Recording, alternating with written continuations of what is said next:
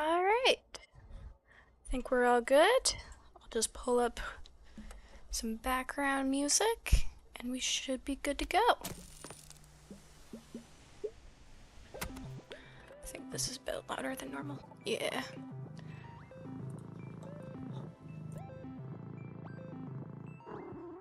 Well, hello and welcome to the stream. For those of you who are watching offline, we are finally going to be finishing the illustration today.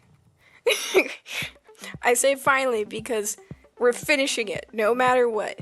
Even if it takes a little bit longer than I would normally stream for, we're gonna do it. I need this illustration finished. I plan on ordering prints of it for Comic-Con, so I really need to finish this so I can get these printed out and I can get the prints on time.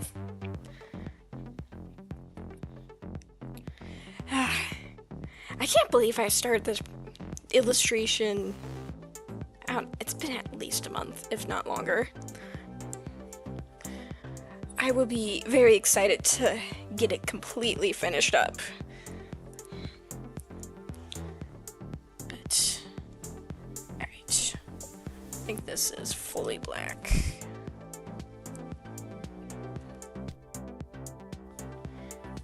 And what line? Yeah, I think I was using that. And it was just really small. Maybe not. So I think I was just using normal hard round. Yep, that looks right.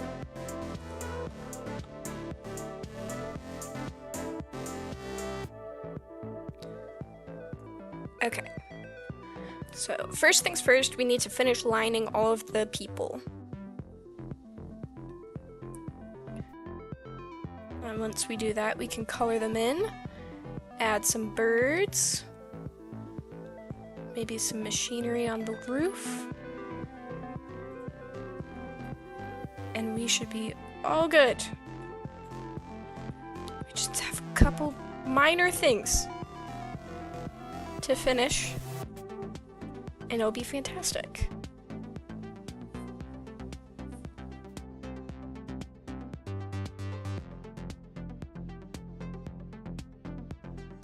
Yeah, everyone's day has been going pretty good. My day has been pretty chill. I spent most of it working on frogs.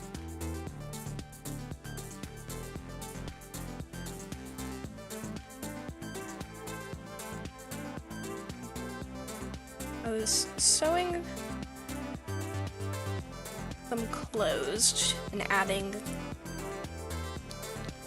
some weights to them. These are dense stuffed animals. They're very satisfying to hold. At least in my personal opinion, they're very satisfying to hold. I'll have to get a general consensus from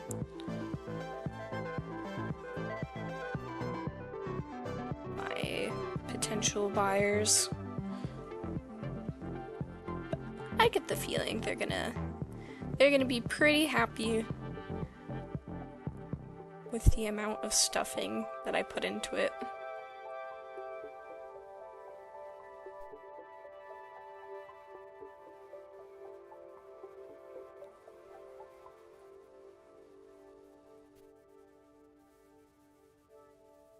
Hi! Welcome in. Hope your day has been going well. Oh, other thing that I did today, I finally finished painting my bedroom this week, so I've been slowly shifting things over there. Like, for example, I have the bookcase in my bedroom now, so I spent my morning sorting my bookcase. And I thought, I have a lot of books. I was running out of space for my books. But now that I have a new bookcase and whatnot, I have so much more space for more books.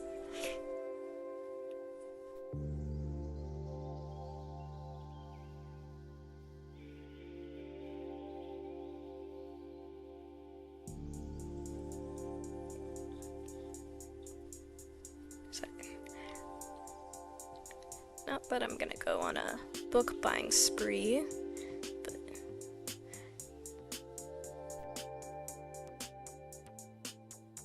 my previous problem is no longer an issue.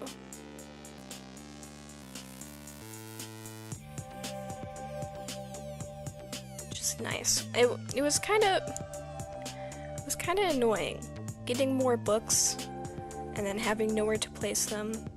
Now I have all of the space to put them. What's your favorite book right now? I like a good time travel story, but I really wanted to reread my Apollo 13 book that essentially went over the events of what happened during Apollo 13. So while I have not started reading that yet, I remember it being a very good book when I first read it. So I imagine that's going to be pretty captivating the second time now that I have a better ability to understand all of the various things that went wrong with that trip. It's like rereading Harry Potter after you've read other books. You can better appreciate or have more critique, depends on the quality of the book, but you're just better able to understand what's going on. Plot points that had no effect on you suddenly are just better easily understood. So I'm excited for that.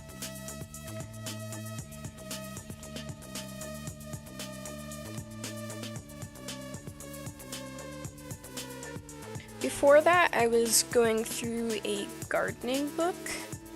That one was pretty interesting. It was going through a lady's personal garden and how she went about organizing things.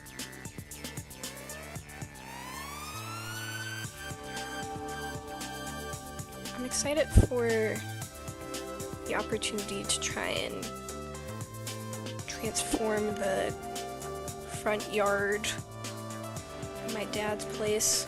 We'll see if he actually lets me do it though. I made a garden proposal, so hopefully he'll take some of my ideas into consideration. Hi! And we were just talking about some books that I've read recently.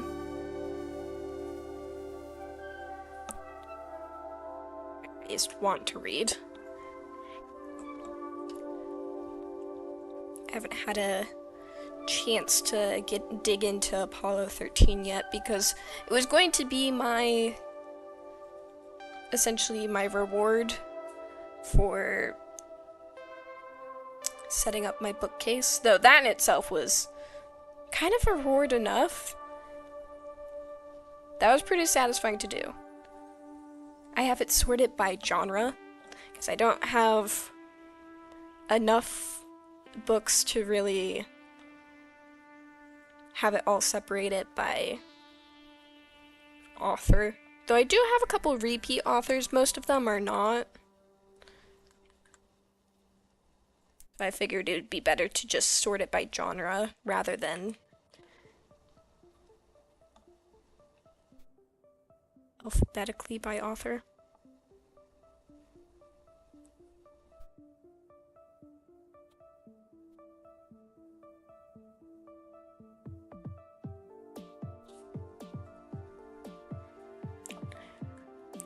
I was talking about a gardening book that I had gotten.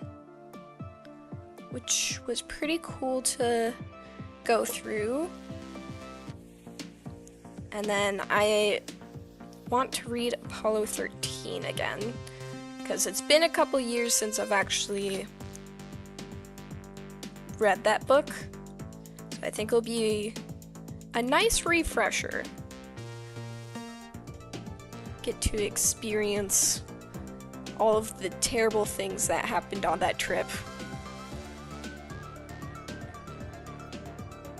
I have a section of my bookcase entirely dedicated to Star Wars, and it's almost entirely that of the High Republic Publishing Initiative. There you go. I have a section of my bookcase dedicated towards time travel books and sci-fi. Specifically, it's sorted by time travel, space travel / aliens, and then more just like historical fiction. I mean, one of them is The Half-Life of Valerie Kaye, which goes over two men living in the Soviet Union who are investigating a nuclear reactor, and it's a problem because it's leaking. There's higher levels of radiation than what is safe, and the government is covering it up. So the main two characters are trying to figure it out. That one's pretty good. I had wanted a bit more of a fandom for that one, but unfortunately, there was not.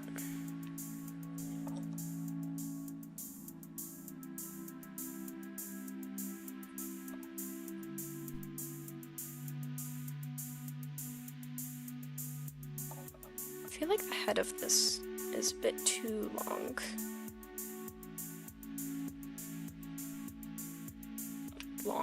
I feel like the head of this character is a bit too big.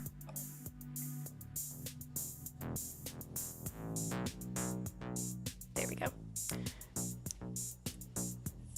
Apollo 13? Is that the one you were talking about? If so, yes, it's a history book. If you're talking about The Half-Life of Valerie Kaye, it's kind of historical in nature, but it's not specifically a real life event. It's just, it takes place in the Soviet Union. After seeing Project Hail Mary, I'm really wanting to read it and / or listen to the audiobook. I have not watched that yet, but I've heard from several sources that it's pretty decent. It's pretty darn good. Watching The Martian did that for me, because the book itself was so good that I was like, well, the movie was good, that I wanted to then read the book. And that was a pretty entertaining story.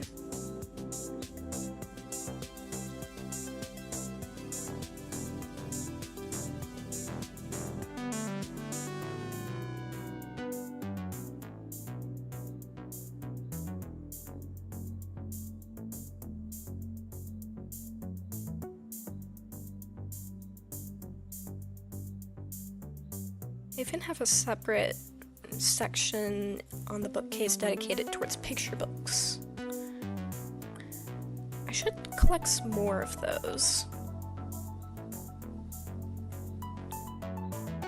Considering my career, having picture books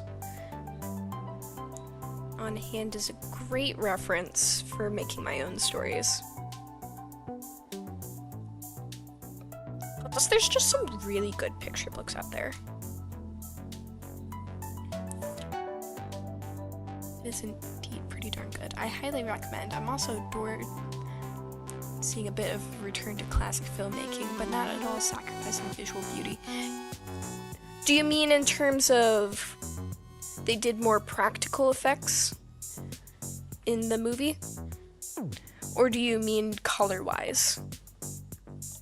Because from what little I've seen of the movie, they had some pretty colors that weren't just gray monotone or very dark. If that makes sense.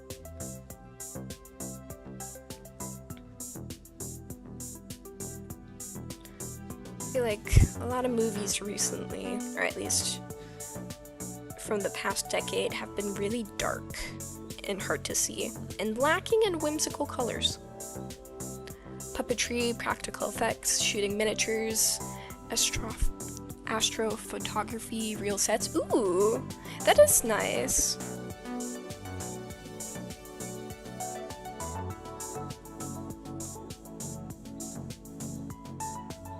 It's been a fun project to work on then for the filmmakers. I know when I'm doing more physical stuff for my artwork, it's more satisfying overall to when putting the project together.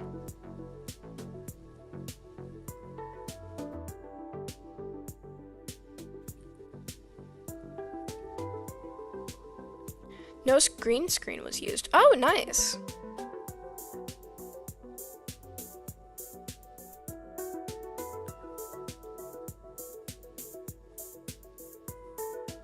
I will have to go watch that at some point.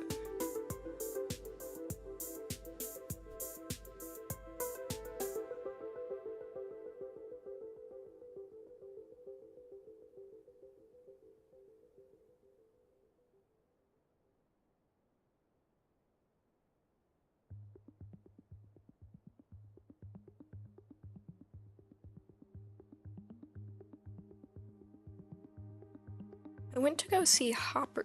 Have you had any interesting weather lately? Yeah, it was thunderstorming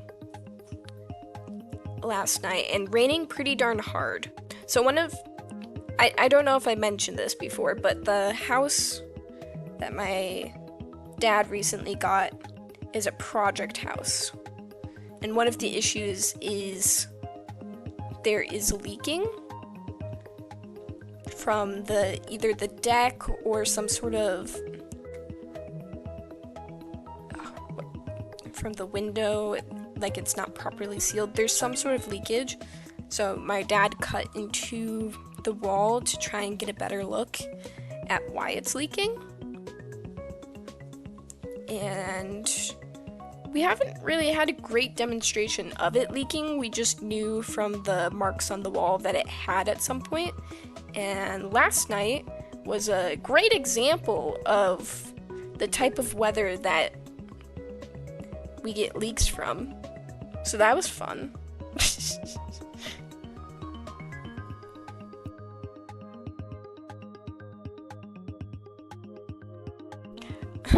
Yeah, it's not ideal. Definitely not ideal. But at least we know like the general area that it is leaking, so we can try and get that fixed. There's a thunderstorm going on right now for me. Oh. Is it one of those thunderstorms that is like shaking the building? Or is it more off in the distance? We had pretty heavy rain during a storm a few weeks ago that caused leakage and water damage. And mold. Ooh, mold's not fun.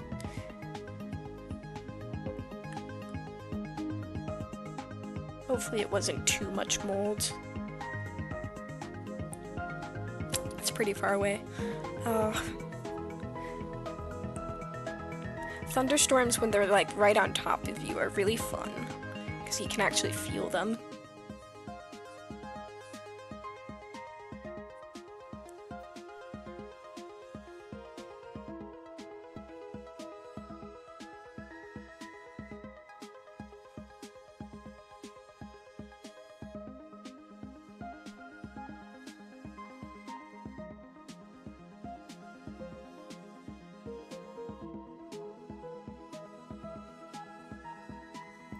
think I need to make the head of this person just a bit smaller.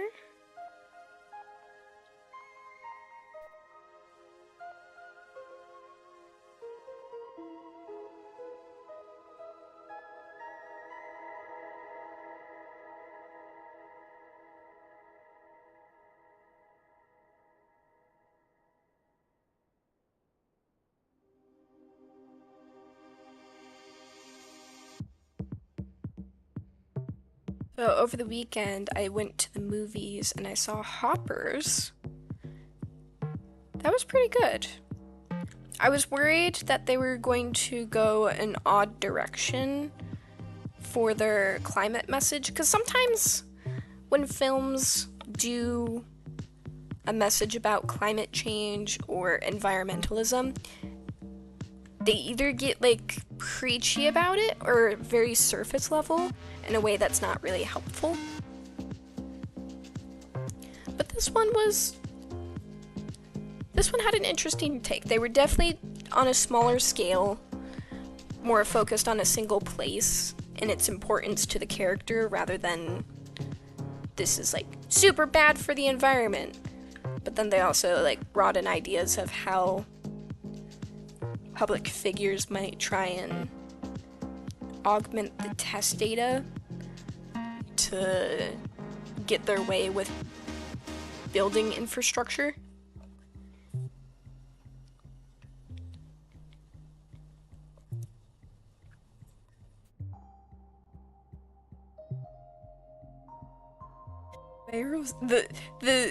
The dynamic between the mayor and Mabel was so funny.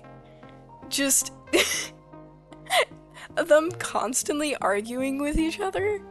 That was pretty good. That was good. I liked that a lot. I honestly wanted more interactions where they were essentially beefing it. The film manages to be sincere and effective with its messaging and themes, but also uses comedy and humor perfectly. When it's right, it feels authentic and human. Exactly. Sometimes they don't get it right, and it just feels off. Because I don't know about you, but I don't like being told what to do, and I don't think many other people enjoy that. So when a film is like really in your face about a problem, not that the problem isn't important and that you wouldn't want to help, but sometimes the presentation of it can sour the message. So I'm glad that it wasn't overly so. But it was definitely a bit of a fantasy, even with them trying to make it more real scientific and how they approached the main character interacting with the animals.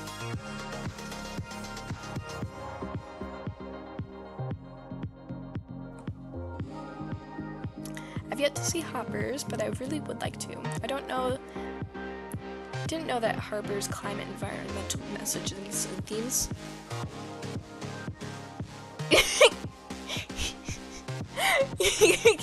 Yeah. Her arguing with the mayor was funny. It definitely touches on it. It's a bit of a smaller message, but I also liked the general theme that they were putting together. I don't know how much you want me to talk about this since you haven't seen the film yet, and I wouldn't want to spoil you. But I like the togetherness theme that they had going on there. We're all in this together.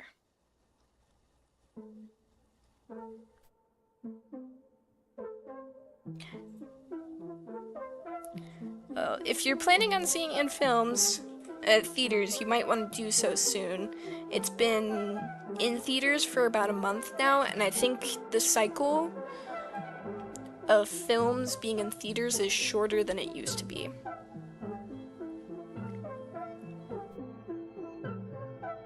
If you just want to wait for streaming services, that's fair enough. Fair enough indeed.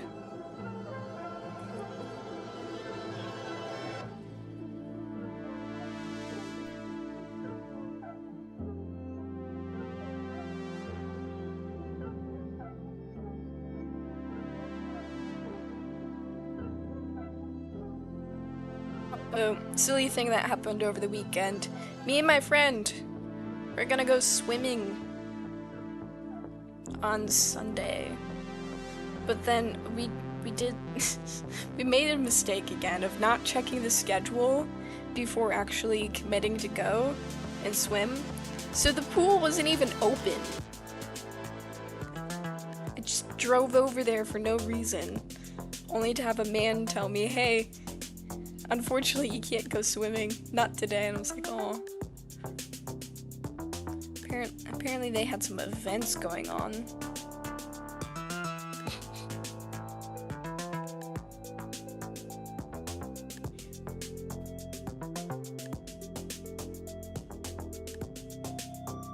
Crazy how if you don't check to see if something's open, it might not be open. But don't worry, I checked for next weekend, and as far as I'm aware, it should be running, which is good. I don't want to.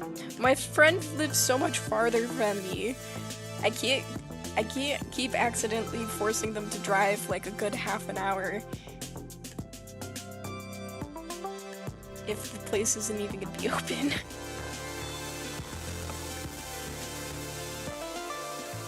I've done the same thing before. It's annoying, right? You're like, "Oh yeah, all ready to go in," and then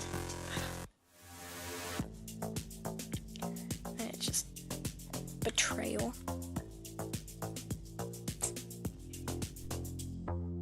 How dare I get the consequences of not checking the schedule?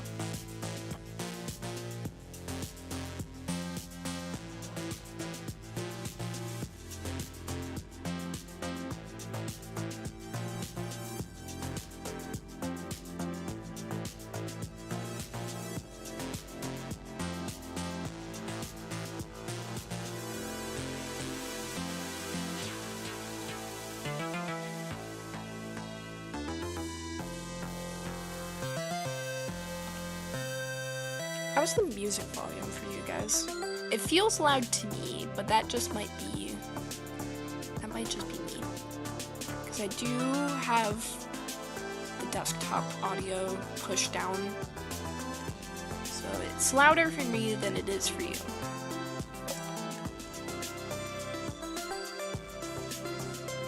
It's a little bit loud? Okay, I can change that. Is that better?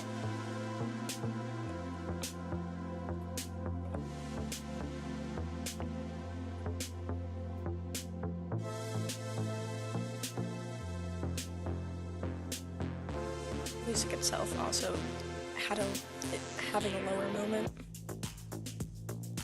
Feels the same. I can push it a bit quieter.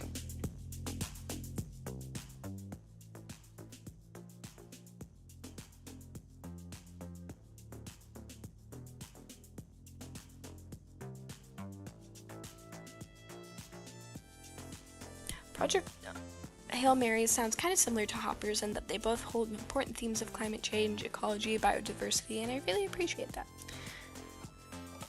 Yeah. You know, hopefully, with so many people talking about it,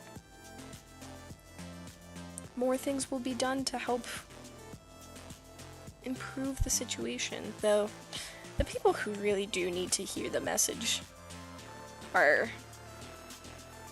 generally the people who have the most to gain from not listening to it. Now it feels a tiny bit too quiet. To be fair, the song is ending too, so it's kind of winding down. I pushed it back up just a little bit. Just let me know if it's either too much or not enough.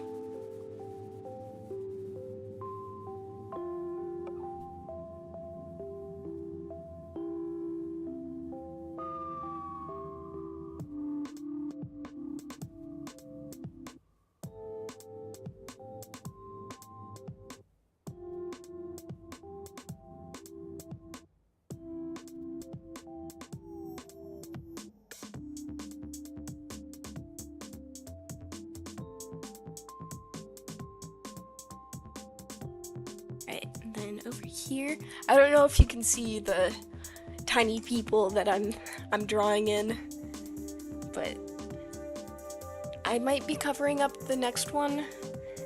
But essentially, this person right here is gonna be Payson, hanging out in the town.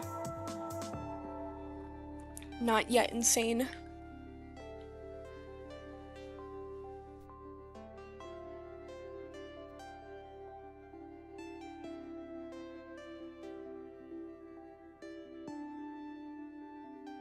Little guys. Yeah, little guys.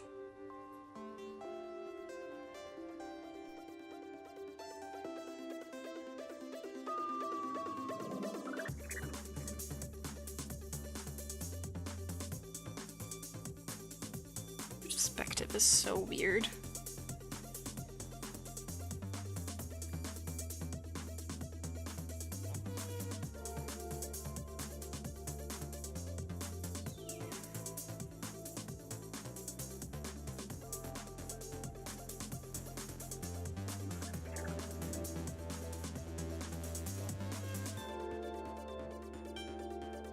Okay, how many people do I have left? 1, 2, 3, 4, 5, 6, 7, 8, 9, 10, 11, 12.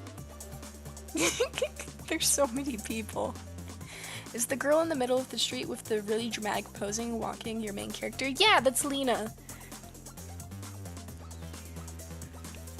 I figured, well, if anyone's gonna be the most eye-catching of all of them, it should be Lena.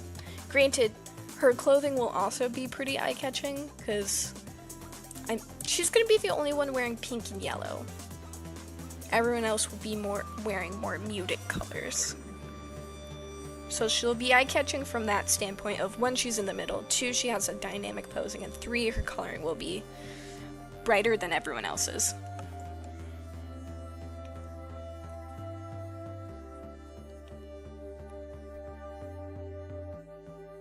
Pink and yellow is an underrated color combo. Really? Yeah, I agree. And mine's like a pinkish purple. So I've got some complementary colors going on with her. Yeah, I agree. I haven't seen many people use that color combo for a character, which is good for me because that makes my character very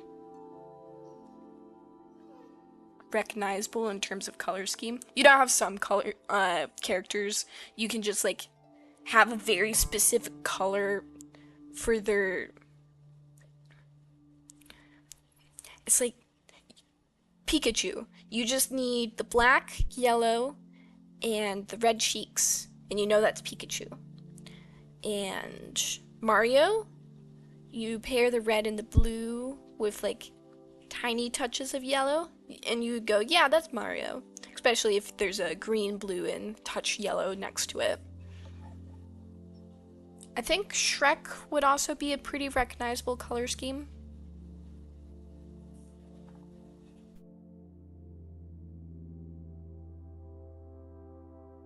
Sometimes, depending on the character, they can just have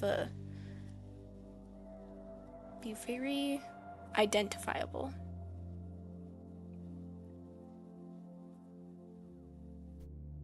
What if I just, like, lightly referenced Gravity Falls over here?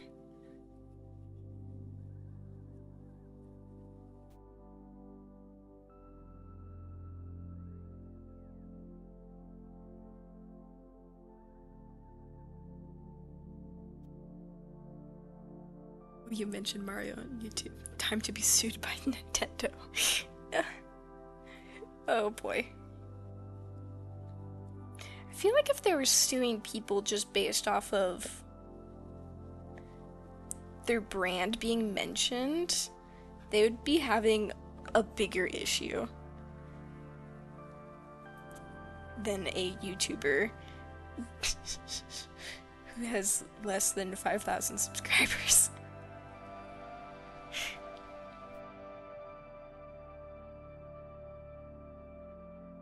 Perry the Platypus. Yes, exactly. Perry the Platypus. Very recognizable color scheme right there.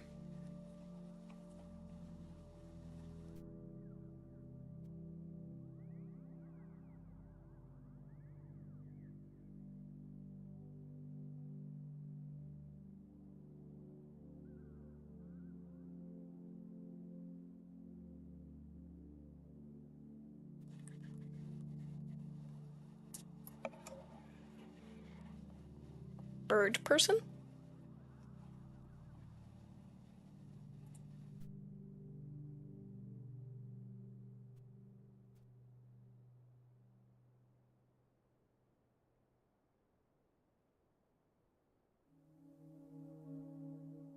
Who are you talking about? I wonder how many kids grew up thinking Perry was a platypus was blue thanks to Phineas and Ferb. You know, the funny thing too is that Dan Povenmire, he made Perry blue because that was just iconic and eye-catching. But then turns out platypi, they like glow that color under UV. So then he kind of just predicted the color of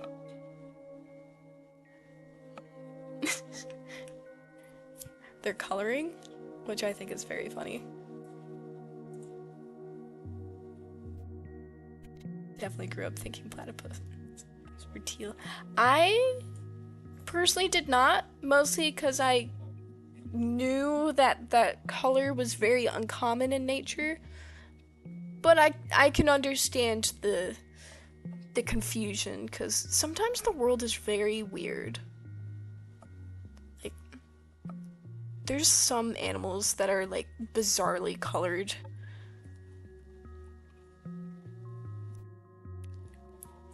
The two kids in the tree, I'm gonna reference Ford and Stan.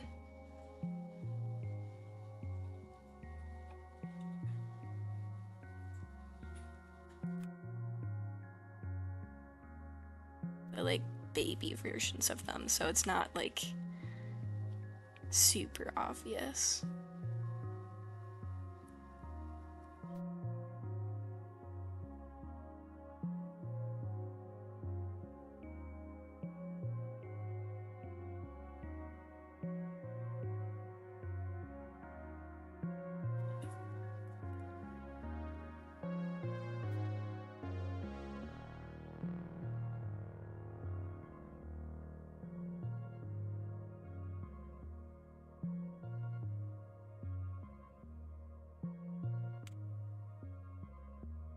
There are lizards down here where I live that are multicolored, orange and white, and I don't remember what exactly else. They're invasive and they breed like crazy.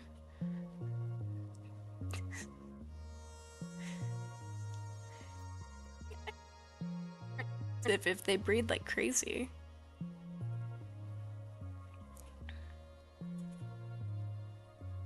I saw a video today where there was a gecko getting itself a little drink of water on someone's on some condensation from someone's water glass. It was very cute and silly.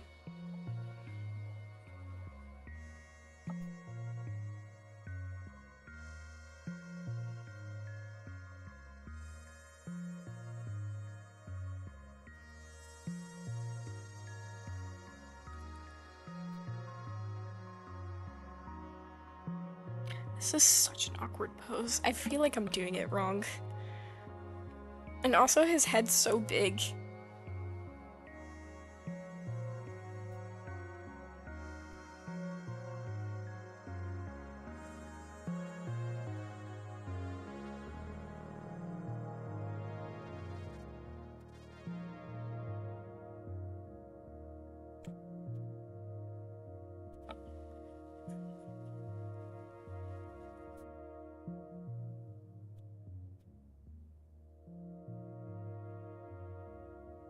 Maybe it's just his hand right here that's making it feel so odd. If I put the hand here instead.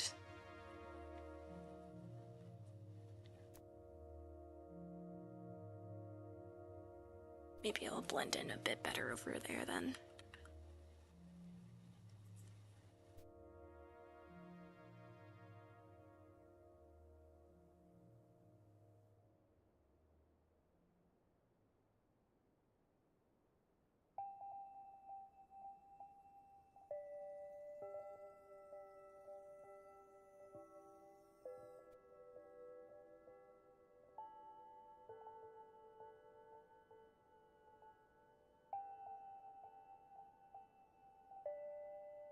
Ford has a long jacket that he was wearing.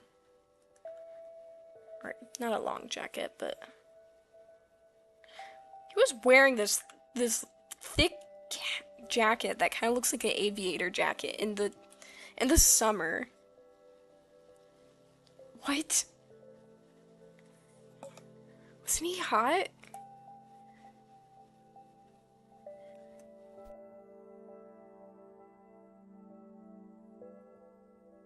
Maybe I just need to make Stan in general just smaller.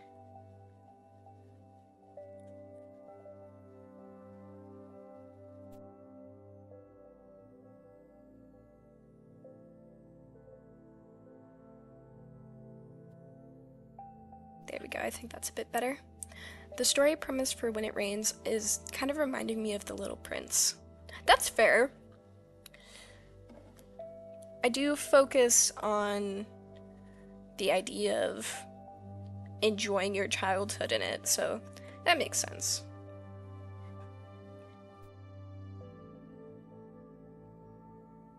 But kind of backwards, but also kind of not. I see it in the way that it's kind of backwards from the sense that Lena's chasing adulthood, whereas, at least in the movie, I'm not sure of the book. I haven't read the book. I need to read the book.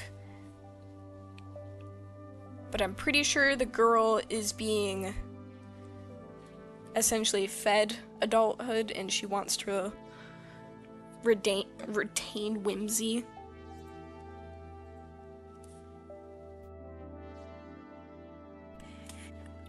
To the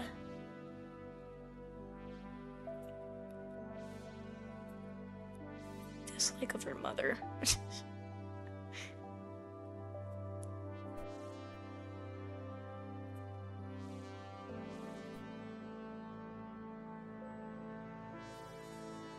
Adulthood, my favorite meal. Yeah. It's so nourishing, isn't it?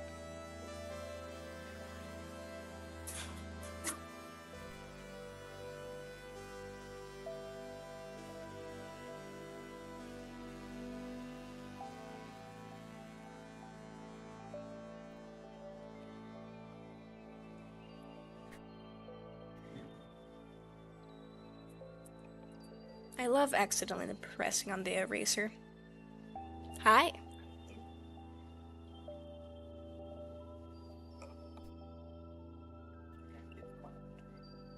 Yeah, I've got kids climbing tree, teenagers sitting on top of buildings.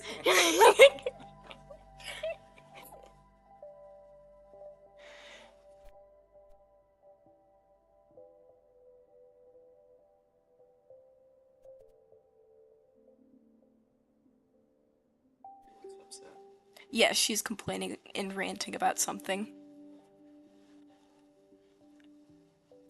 I really want to watch the film again. It's such a heartfelt, touching film. Yeah, I want to watch it too, actually. It's been in my Amazon cart for the DVD version for a while now.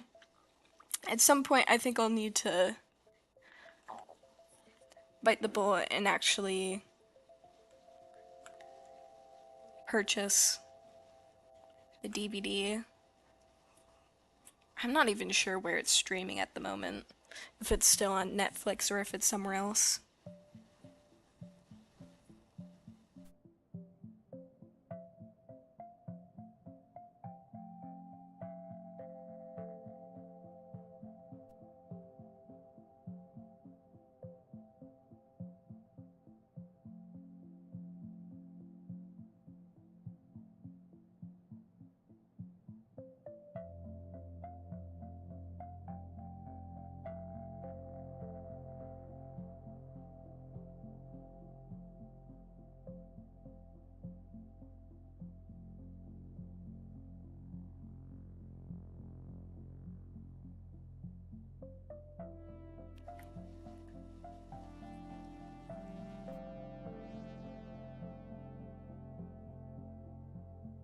Who was the other voice, if I may ask? Oh, that's my dad. He was looking over my shoulder to see how the illustration was coming.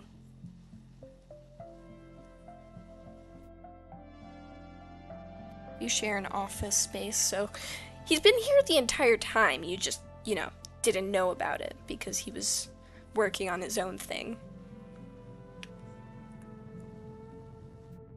And not talking. At least wasn't talking earlier.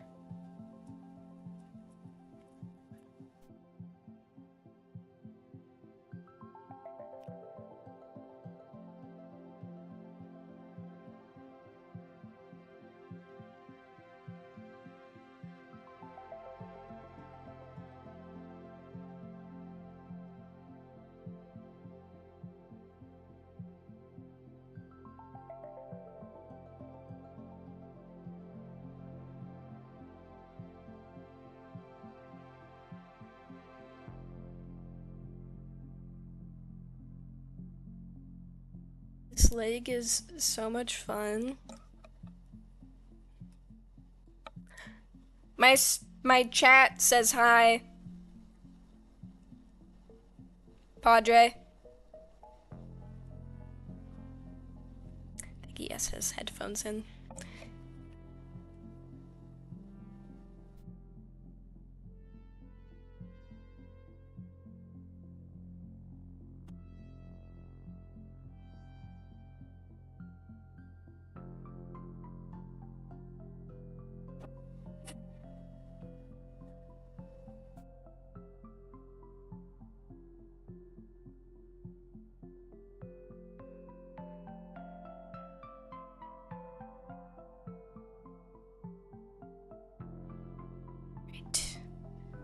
Getting so much closer to finishing the illustration. One random person at a time.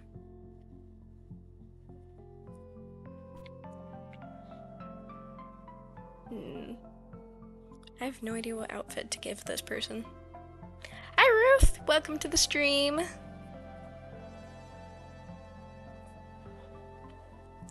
We are so close to finishing this illustration. It's not even funny. I say that if there's not at least an hour's more work to do, but you get the idea. We're getting close.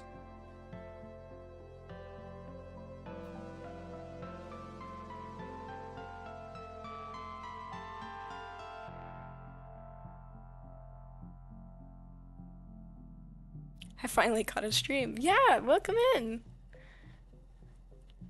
Glad you can make it.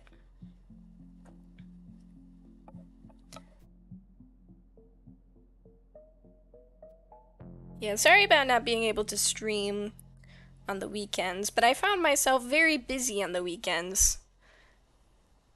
And it turned out to be a really bad day to Saturday specifically to try and stream at those times. Turns out the best time to stream is when you have time to stream. Who would have thought?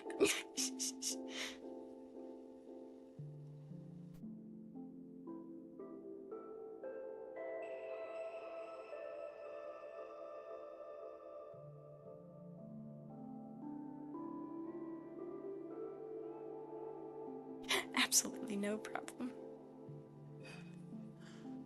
I hope everything's been going okay with you. It's been a bit since I've gotten to have a conversation with you. Have you ever played D&D? Absolutely, I have. In fact, I've DM'd a couple games for my friends. I'm very lucky that I have a dedicated group of friends that if you can get a consistent story going on, we can meet pretty consistently to actually work on the game. The last story I was doing, we didn't end up finishing it just because there were some other things going on that needed to be addressed. and then, you know, life gets busy. But I was contemplating running a shorter campaign, because the last D&D game that I was in, we were trying to play with like 12 people. That was way too many people for a complicated D&D setting, even for a one-shot. But I had an idea. Wouldn't it just be so silly if you played a D&D campaign where, I don't know, there's like 8 to 9 children, and one person is like the mother, and they're trying to go over to the grocery store to get the ingredients to bake a cake for her husband's birthday. But they have so many children, and each one of the children have their own agenda at this grocery store. So then, the goal is just to buy the ingredients to make the cake. It's not even to make the cake itself, it's to buy the ingredients. So either all of them are together, or the kids break off to go get different ingredients. I thought it would be interesting. See if a shorter, more open-ended, but enclosed location would be... I think it would be interesting for at least a larger group. Let the chaos unfold.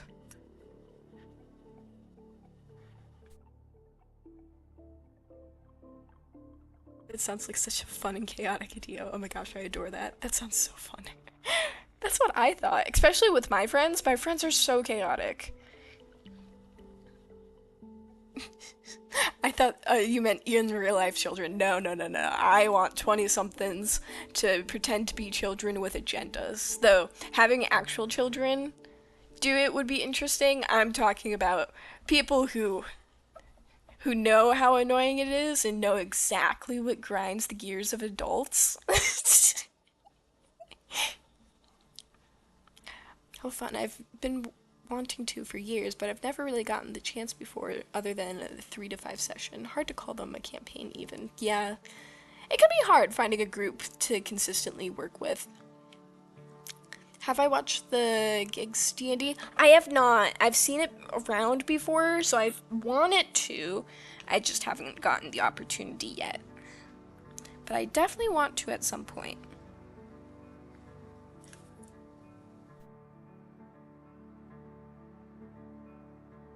Yeah, D&D definitely can be fun with your family,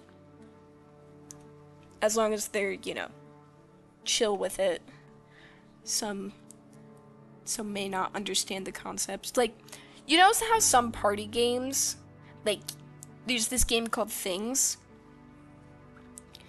and the goal with Things is to answer in a funny way. But if you have family who's taking it very literally, they'll answer the questions very literally, and it's not very funny. So, definitely depends on what kind of family you have with it.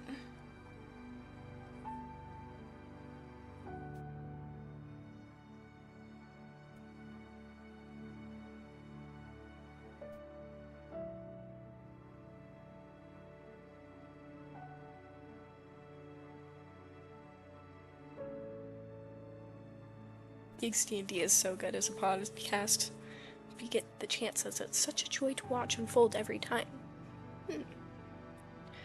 I'll definitely have to, and honestly, I have the time, because one of the things that I do when I'm hand sewing my plushies is I'll watch some sort of YouTube video. I was watching Point Crow today do some silly skits, so I could definitely listen to something else, like a D&D campaign.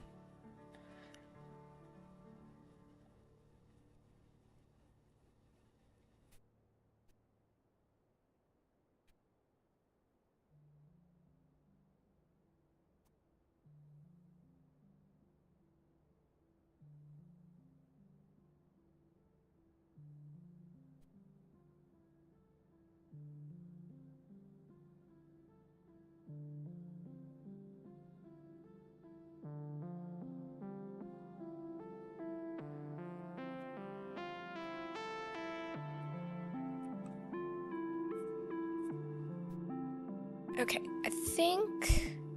Dang, and the people just keep on coming. Anytime I think, oh yeah, I'm totally finished. I'm all good. I can start coloring in the people. No, there's more people.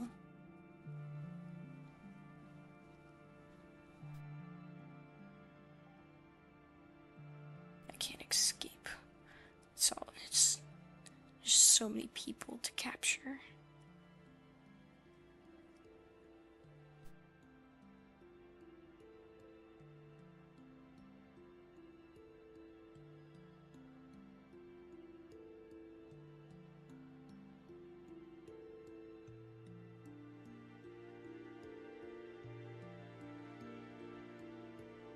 I haven't watched Point Crow in a while, but I loved seeing all those wacky twists he would play in.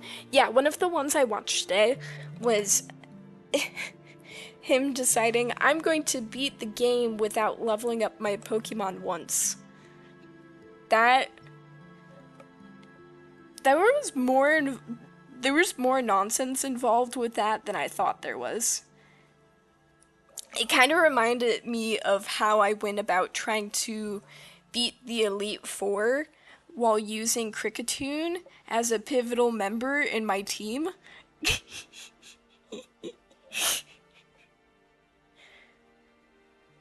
Like writing out the different moves you would need to take in order to actually get to a point of winning.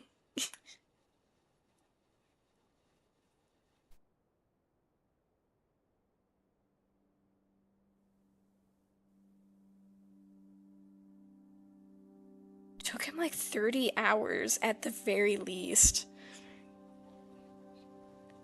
That was kind of crazy to me. How much time he had to dedicate towards it.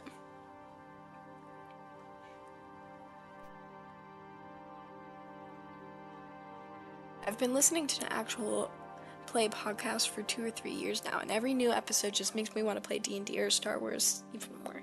Yeah, definitely. You should find a group. I know there's ways that you could join an online group, but that can be a little bit nerve-wracking, just finding a group of strangers to play with. It's definitely more fun when you do it in person, because then not only do you get, you know, general D&D antics, but you also see people's facial expressions.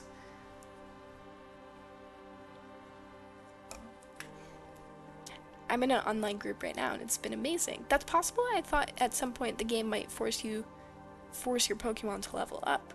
Yeah, you can. It was very, very difficult for a bit there, just because at some points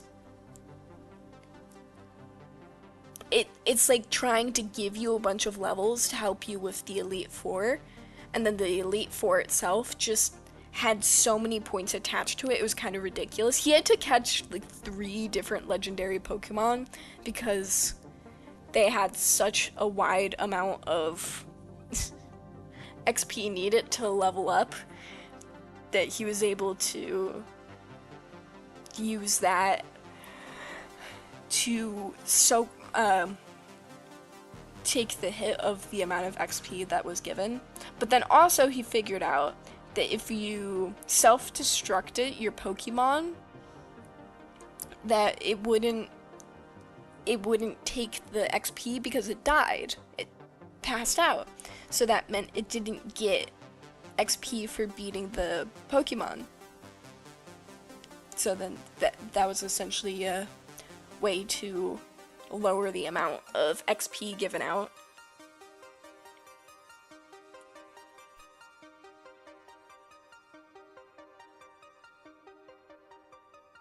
And that was such a neat trick, watching him do that.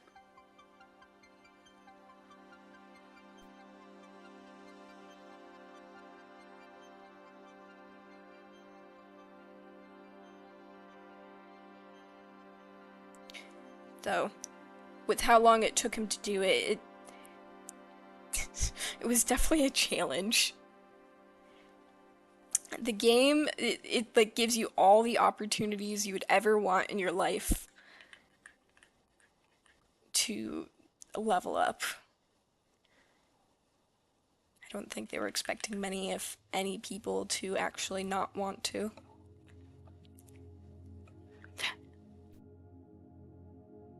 I love the kids climbing the trees, so freaking cute. Thank you! I decided to make them look like Stan and Ford from Gravity Falls, because why not? Why not reference something that I enjoy? Not that it's surprising he would do change like that, though. Pretty much all of his Breath of the Wild videos are modded. Just something in your cadence or delivery suggested to me it was done through vanilla. No, I think he did do the entire Pokemon run without doing any augments of...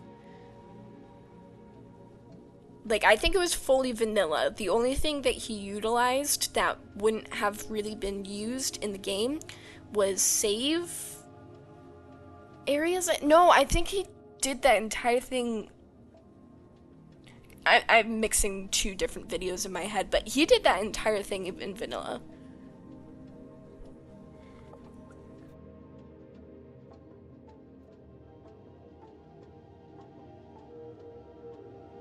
He found the legendaries. He had to utilize an older version of the game, though, because newer versions have XP share on them automatically.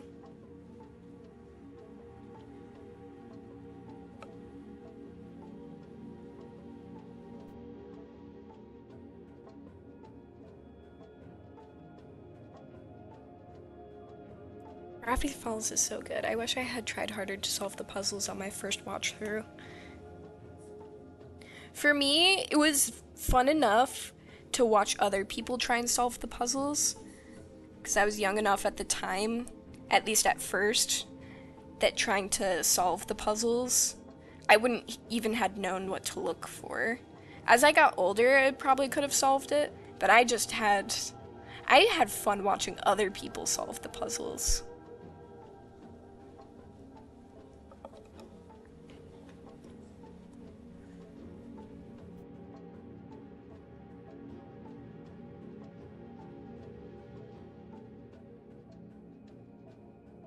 And I agree, Gravity Falls is very good.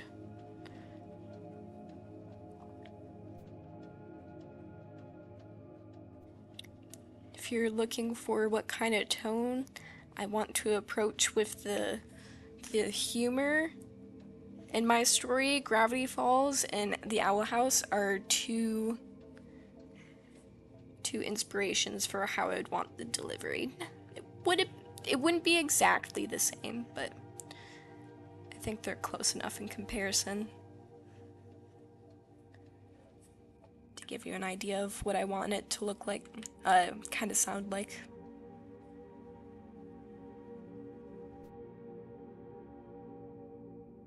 I first watched it when I was like 13, so I was kind of late to the game. When it came out, I think it came out in 2012. I was 10 at the time when it was coming out. And then when it finished, I was a tiny bit older than the main characters.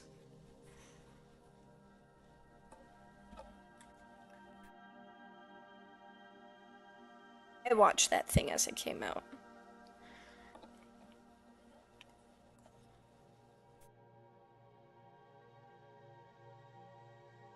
It started in 2012 and ended in 2016. Yeah, that's what I was thinking. I was 10 to 14 when the show was going on.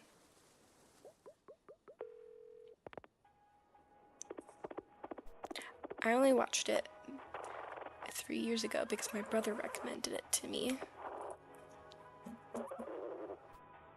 I'm glad you watched it, even if you didn't get to experience it when it first came out.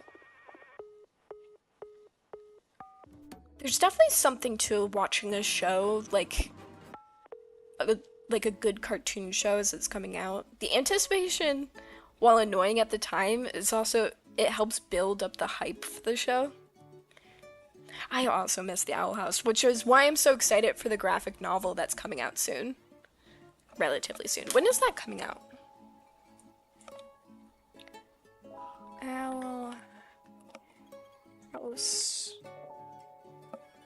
It's a horse. House. Graphic novel.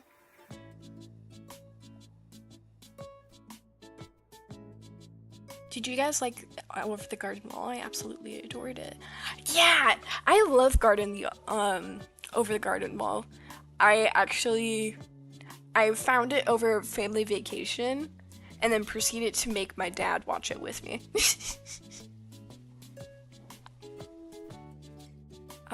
Release date for the graphic novel is September 29th, 2026. I'm very excited for it. It looks like it's gonna be so cute. Like, I don't know how the interior book is gonna look, but the front cover illustration is so pretty.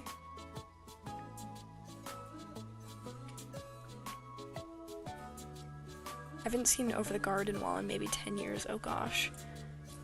Oh, you gotta watch it again at some point. I don't know if they still sell it, but I managed to get a DVD of Over the Garden Wall.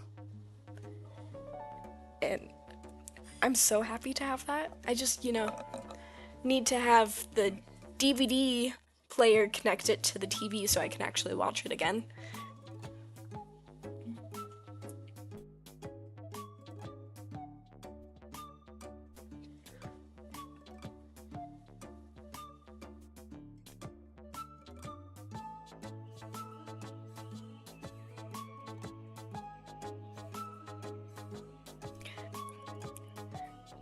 +7 to V not being included in the cover. Aw, yeah, you're so right. Though who knows, maybe she's transformed into someone else. Hi Crow, welcome to the stream. We're just talking about Gravity Falls and Owl House, different animated shows, and how fun it is to watch them come out as they release, or watch them as they are released.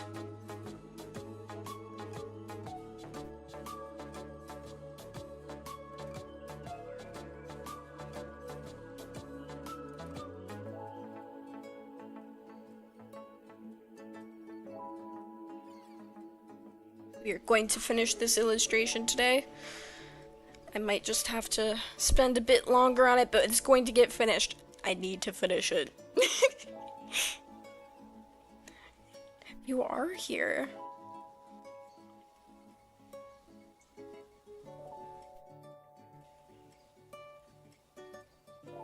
I'm being so creative with these outfits.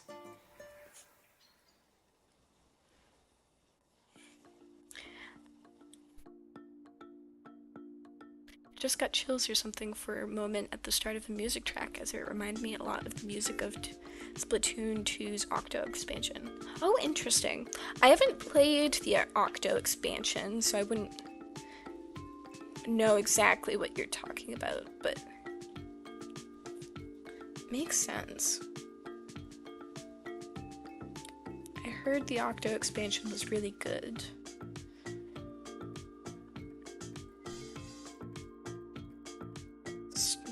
Must have been impactful if the music reminded you of it.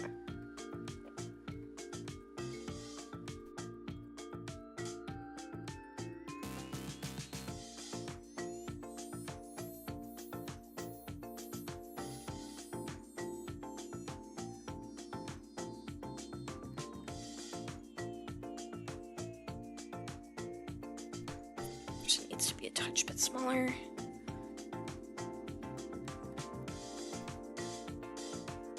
I like their pose.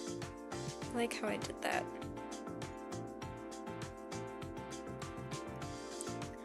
So going off topic, when I was tuning into your stream pretty regularly, you had that background music with the song Broom. Is this the same playlist? Same artist maybe? Same artist, different playlist.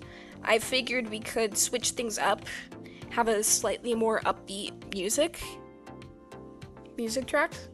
This one is called Wanderstop FM, which seems to have more of an animal theme to it. There's one song that's dedicated to horses.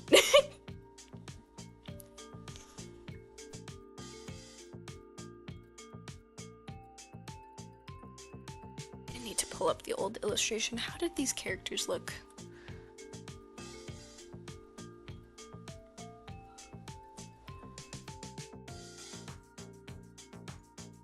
Come on. Open up. Yeah, there we go.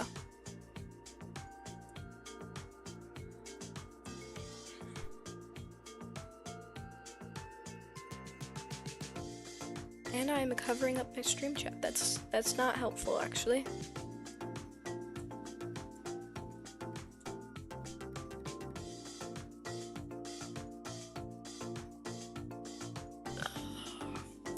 Dang, has it already almost been an hour and a half?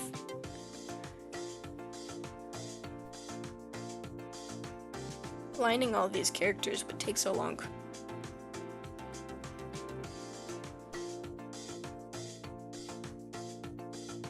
Maybe I should have guessed it.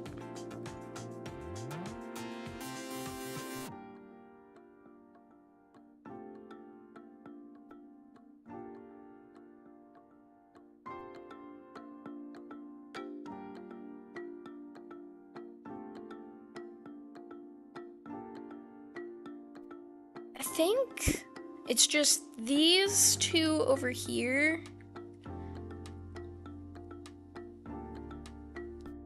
Running. Some people on the bikes. And I think I'm done with lining characters at that point.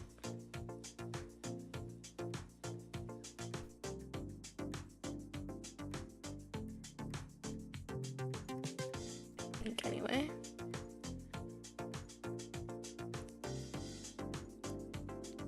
I also need to add birds.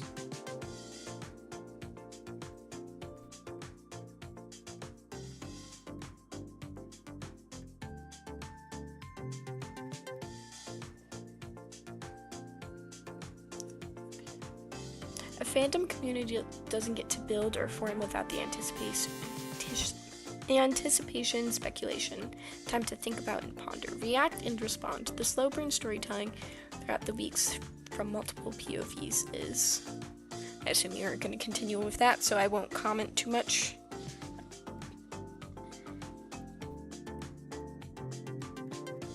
Part of what made Hermitcraft Season 8 storytelling so powerful and special and impactful, that time allowed us to connect deeply and emotionally to this giant cosmic horror that threatens us all.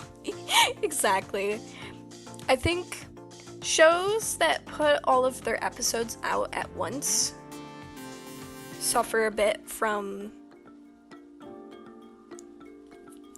the immediacy from it. Like The Pit,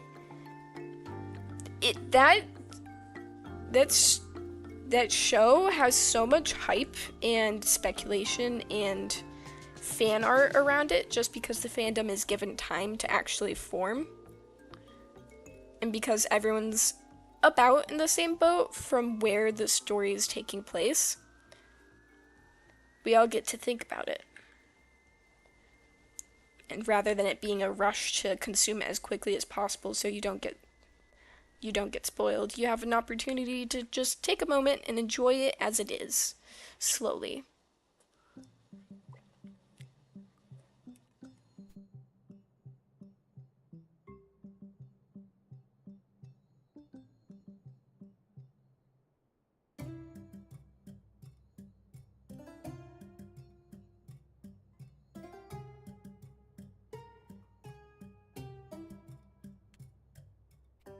Sweater last time, but I'm drawing a lot of people in sweaters, but it's still ice cream weather.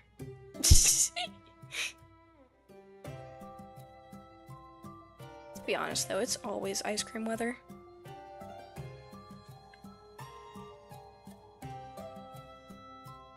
It's just whether or not you're willing to eat the ice cream outside is the question.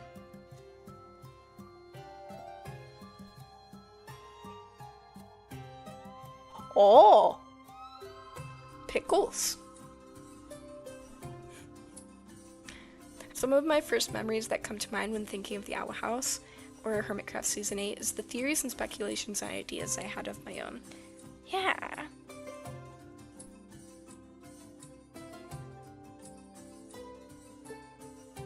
For me, it was Steven Universe, since that the gaps between episodes were so long. People had so much time to think about how they wanted, how the story was going, and where it could potentially move to.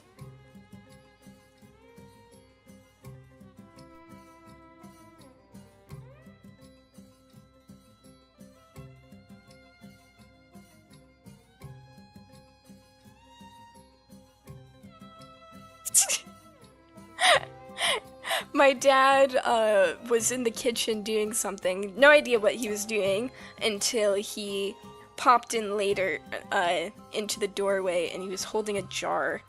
He made some pickles.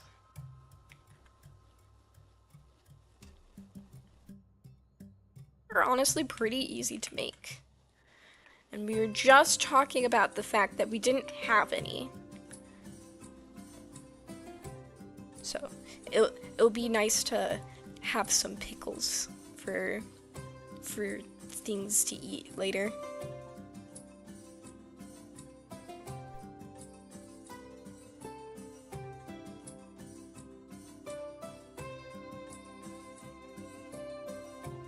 Just have it for dinner. I already ate dinner.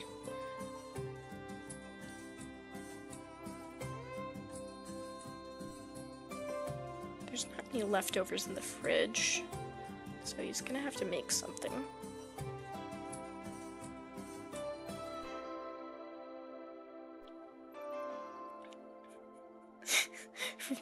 I'm just thinking of the out of context for you, with no build up towards my statements of all pickles. That must have been very silly and confusing. I wish I'd seen Steven Universe as it was coming out. I was introduced to it in 2018, but didn't have access to the show to actually watch it, as we never had Cartoon Network. I was around when Steven Universe was coming out. Yeah. Which, that one was also good, but it was definitely more focused on the consequences of Steven's childhood. I don't think there was as much mystery going involved with that one. Just the, oh boy, what's Steven gonna do this week? Wait, no, Steven, stop it, please. Wait, no, they just want to help.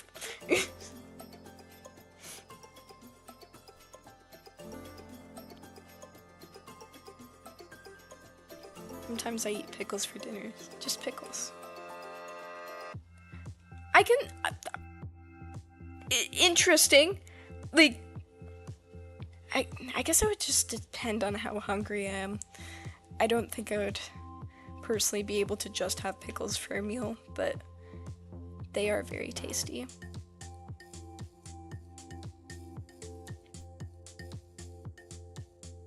Dinner of Champions.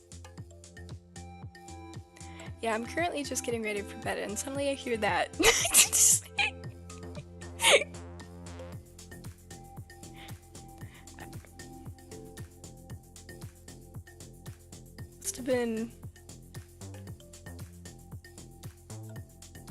Must have been a little bit confusing.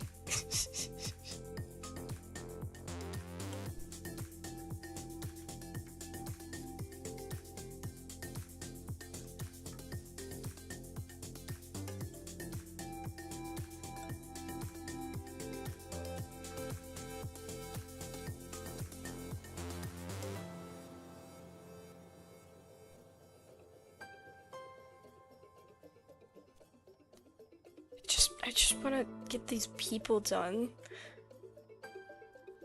so I can get over to the next part.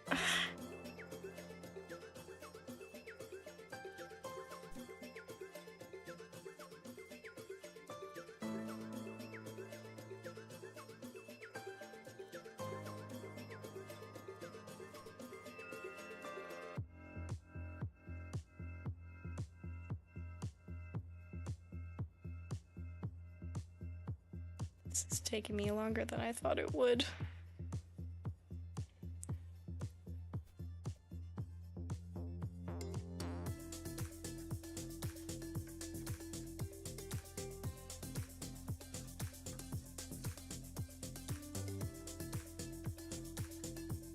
Unique outfits? Crazy.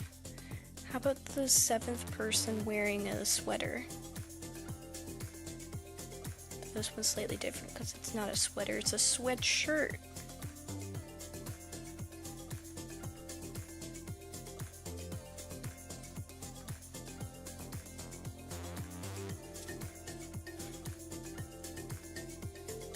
I don't want to be tired. I want to finish the illustration. We're finishing it today. It needs to happen.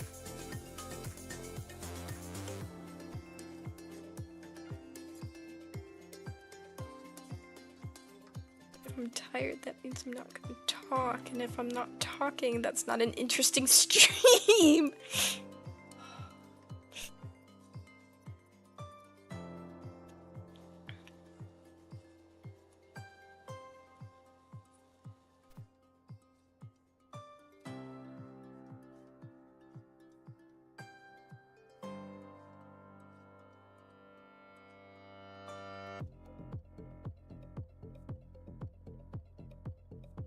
Just need to get the bikers finished and biker finished. Gosh, do I hate drawing bikes. Why did I choose to draw bikes?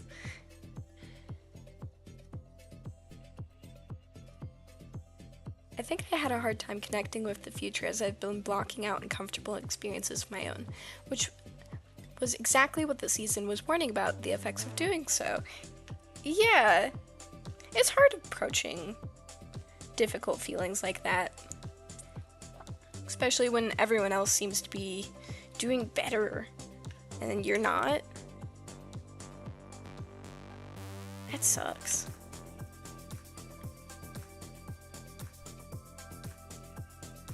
Also found Future hard to watch just because I get a decent amount of secondhand embarrassment when watching TV. Well, at least very specific TV shows. So then when Steven's over here, like, doing things in reaction to his trauma, then I'm like, no, don't do that. No, that's bad. That's bad for you. And of course we know it's bad. That's why it's painful to watch. And that's what makes it good. But also that's what makes it so terrible to watch.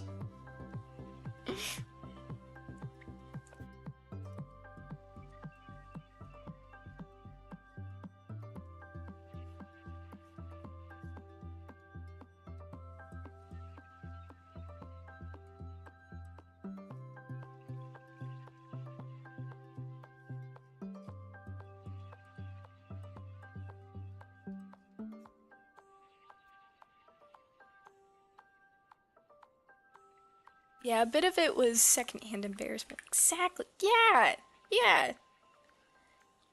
It's hard to watch characters make mistakes and understand that they're doing it for a reason and it makes the story better. And you kind of have to have them make mistakes or else it's not an interesting story. But gosh darn it, is it hard to watch sometimes. I cannot watch The Office because of this. There's so much secondhand embarrassment that comes from the characters just being jerks and not even in a reaction to their trauma.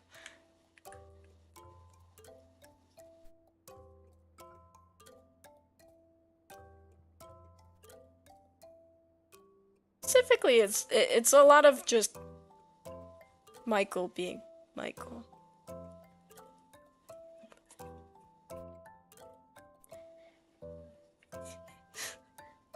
You're missing out on The Office. It just gives me physical pain to watch.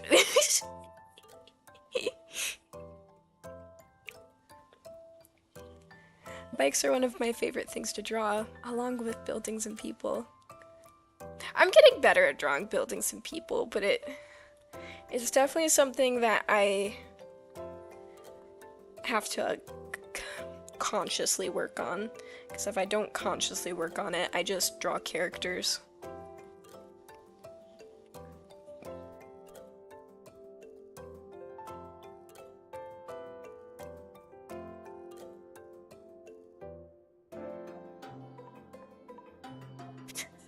Heck yeah, about The Office. I'll take your word for it. More for you to enjoy. I just can't. It's too painful.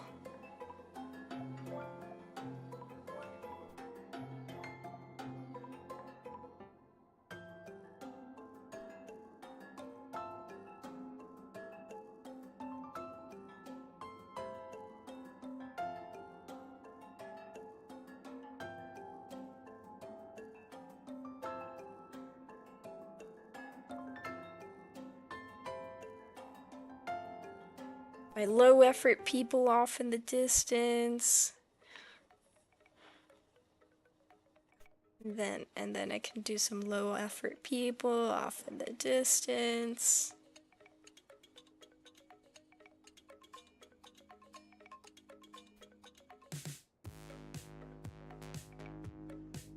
And then once I finish the low effort people, I can do some birds.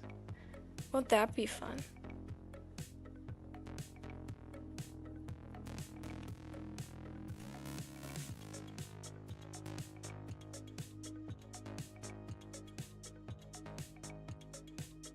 I can't do sitcoms, sadly.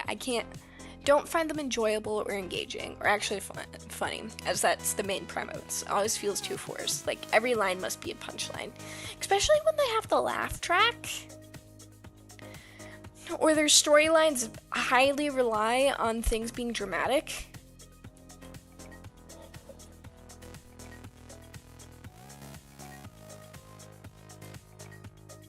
I haven't watched, Steven Universe, so I suppose we're even.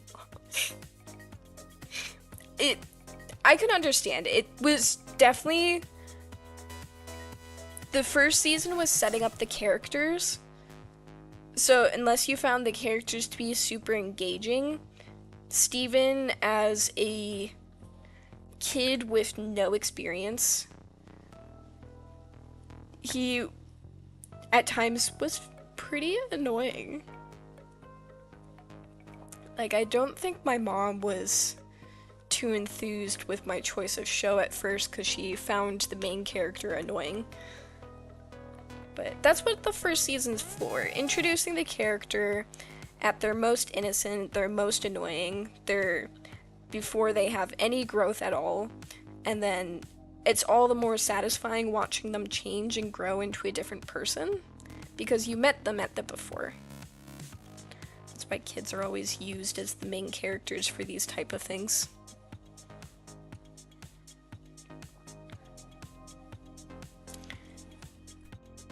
I think that's partly because it is children's media and children connect with children, so if you want to have children's media that does well, having a child be the main character generally helps you along.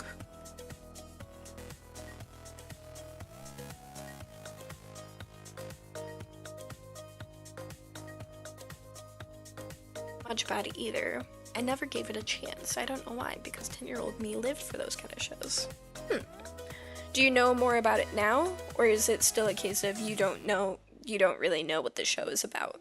Because if you don't know what the show's about, I can certainly give you a little synopsis that's spoiler-free.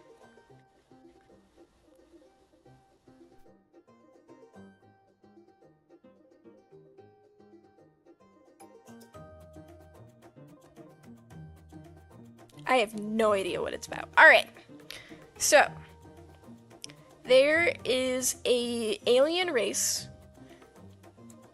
called gems, which essentially are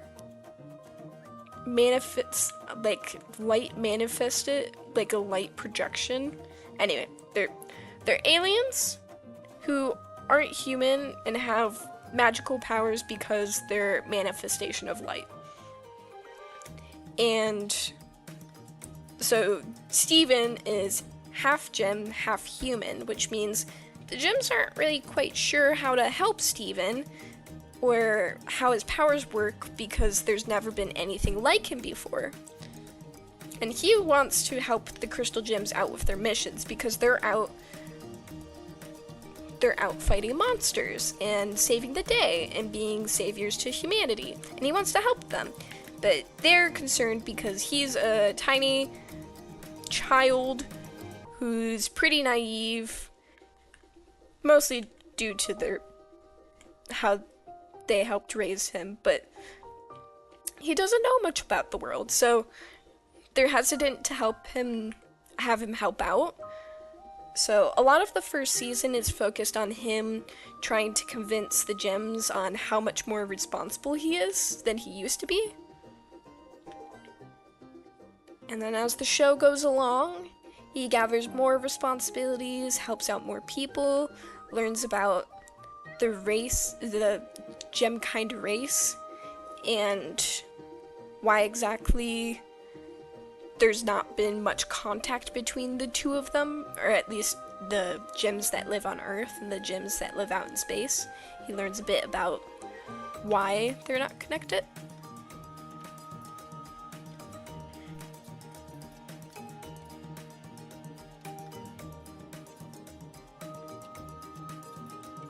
Trying to think what else is important for the show. Because the gems don't really tell Steven much, a lot of the show is trying to figure out who the heck some of the characters they kept referencing, like Pink Diamond, that was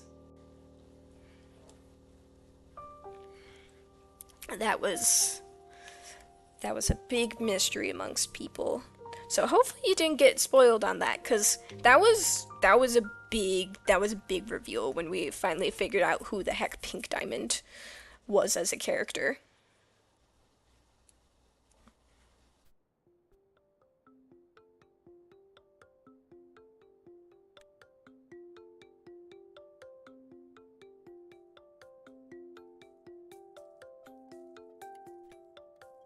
The text, is that from season 1? The test? I think it was, because wasn't that the episode where Steven was essentially given a mission to complete and the gems were watching over him, and he figured out that they were watching over him? He was kind of concerned that they didn't trust him. Is that the episode you were talking about?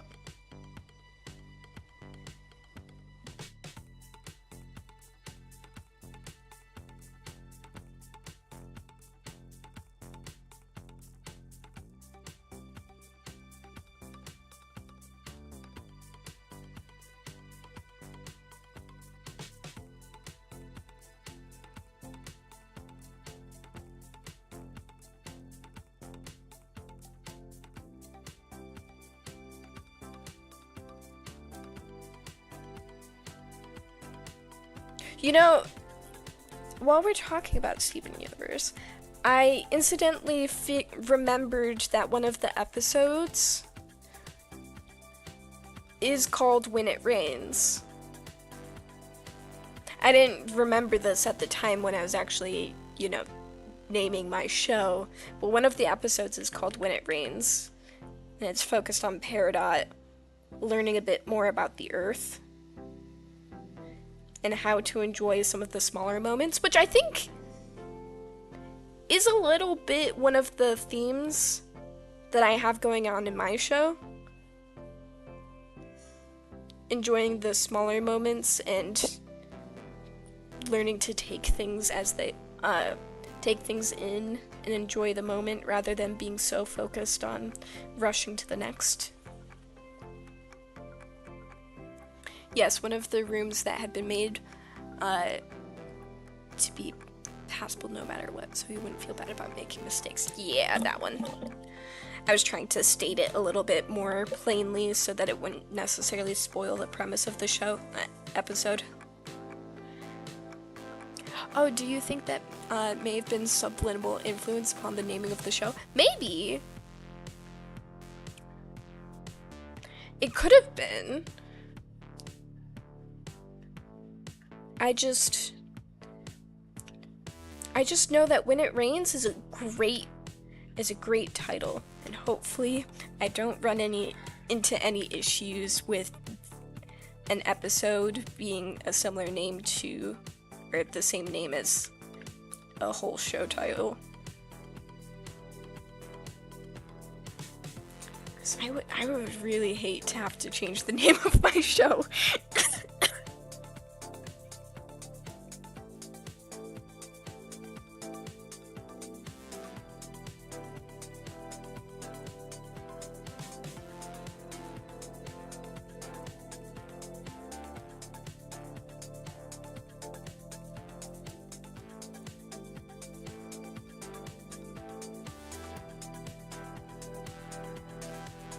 Oh yeah, I did just kind of spoil the episode. I'm so sorry. I had no idea that you were making a show. That's so cool. It's definitely a premise for your show. This is what When It Rains is. This is what I want it to be, and it's an idealized form. I would want it to be an animated show. But there's no guarantee how the reception of it would be, or how pitching it will go. I've been working on a pitch Bible though.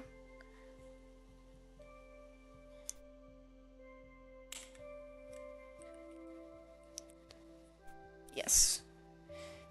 I would love for it to be an animated show. I already have some music planned out and everything.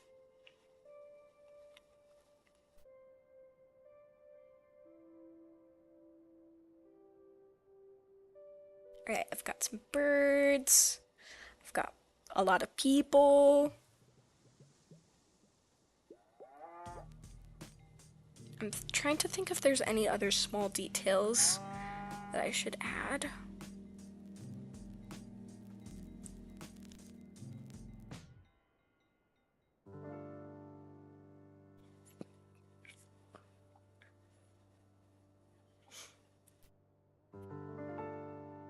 Good with smaller details. I think it's just time to color things in. Awesome. It's 3 a.m., so that may have been the reason for not making the connection between the vague explanation and asking if that was the episode I was speaking of, and being autistic wouldn't have helped. Yeah, 3 a.m. is definitely a later time period. It's okay. While it's a good episode, it's not at least one of the most groundbreaking things that happened in the show.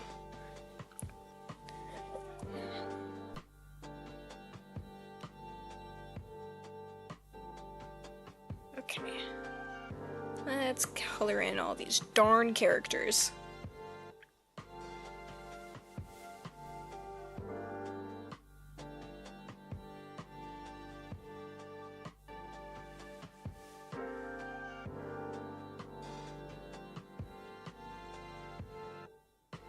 Since we're so far away from them, I don't need to get too detailed with it. I just need to do it somewhat cleanly.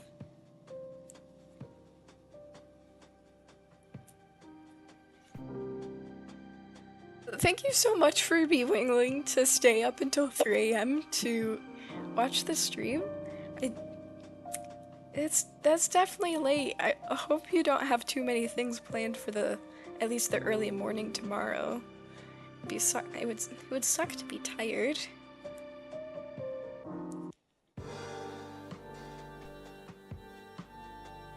That's why you were getting ready. Yeah, I think I'm definitely going to be staying up late, or at least working on this later myself to finish this, so don't feel pressured to stay the entire time, because I want to finish this illustration today, and that I have no idea how long this is gonna take me, but I'm imagining it'll be longer than 2 hours. speaking of which, I think that was why I never really found Steven very annoying. As being an autistic young person, I felt like I could connect with the character on a similar level. That's fair. That's fair.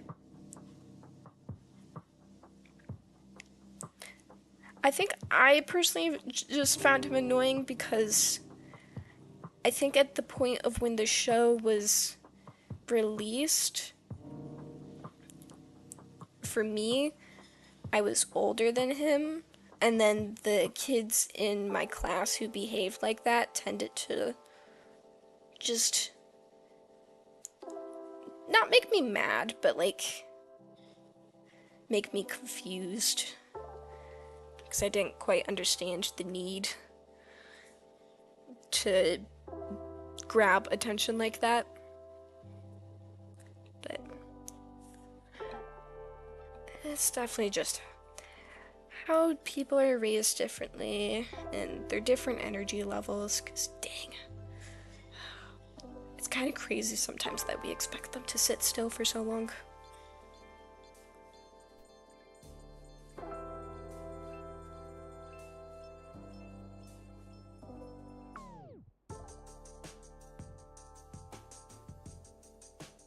I love color theory. I was technically in the yellow range, but this is looking green. I don't know if Steven was written to be a neurodivergent character, but even there, I think it helped me connect. He was definitely meant to be not of... how do I phrase this in a way that's... How do I phrase this?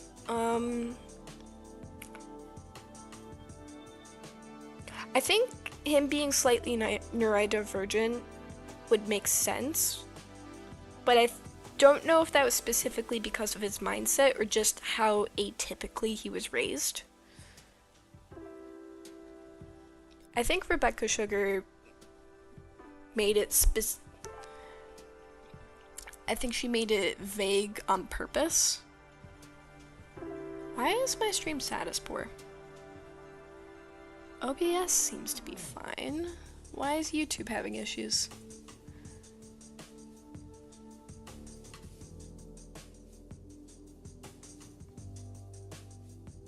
YouTube is not receiving enough video to maintain smooth streaming. As such, viewers will experience buffering.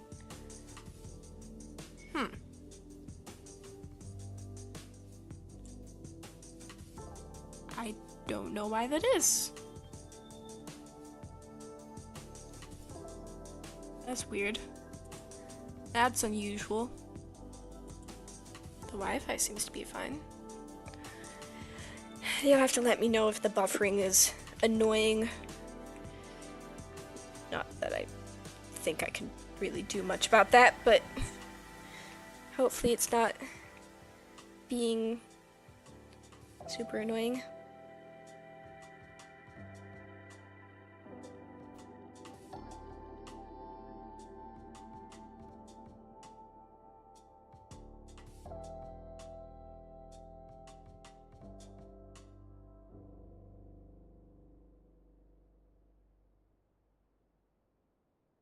I didn't even notice it.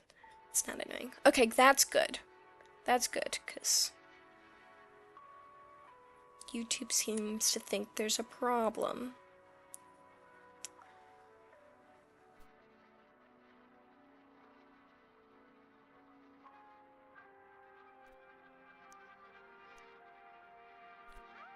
Blurring in takes less time than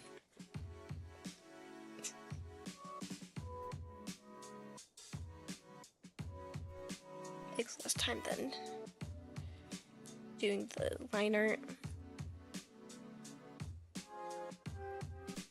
That is not dark enough for her hair. I just assumed it was my phone because I've been having problems like that recently.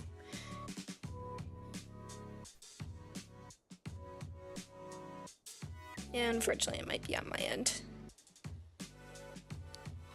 Depending on how much it's buffering, you could give yourself a additional buffer in terms of just going back in the stream slightly so that you're not technically live anymore. And then hopefully there's enough of a difference that by the time your video finishes buffering, your stream won't be interrupted. I know I did that a couple times when there was some interruptions with some streamers that I watched.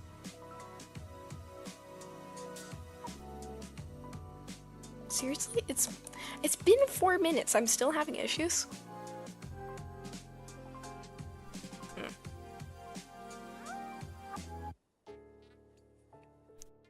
No idea what's up with that.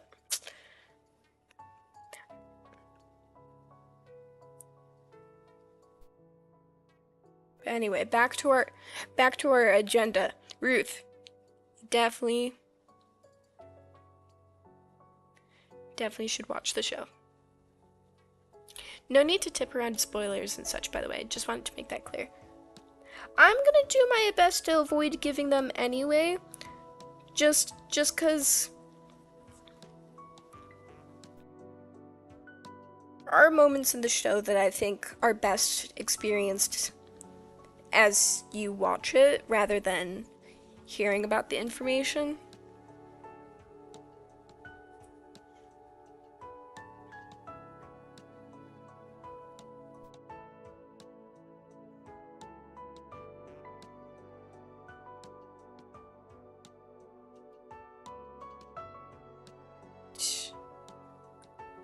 I'm kind of guessing at Lena's color scheme right here. Like, I have the general gist of it, but I'm definitely not grabbing her specific colors at the moment.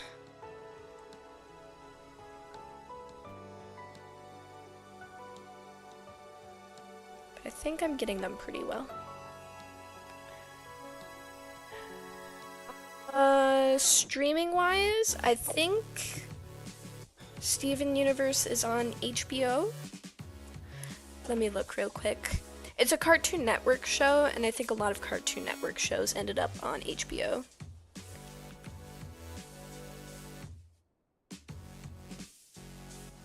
Which, unfortunately, is one of the cheaper, more expensive ones. I think they... Oh!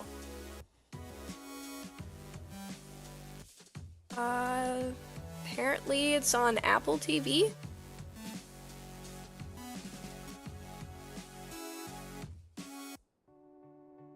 Where is it streaming? It's on Apple TV for free, apparently. You can watch it on Disney Plus? That doesn't seem right. Hulu has an HBO.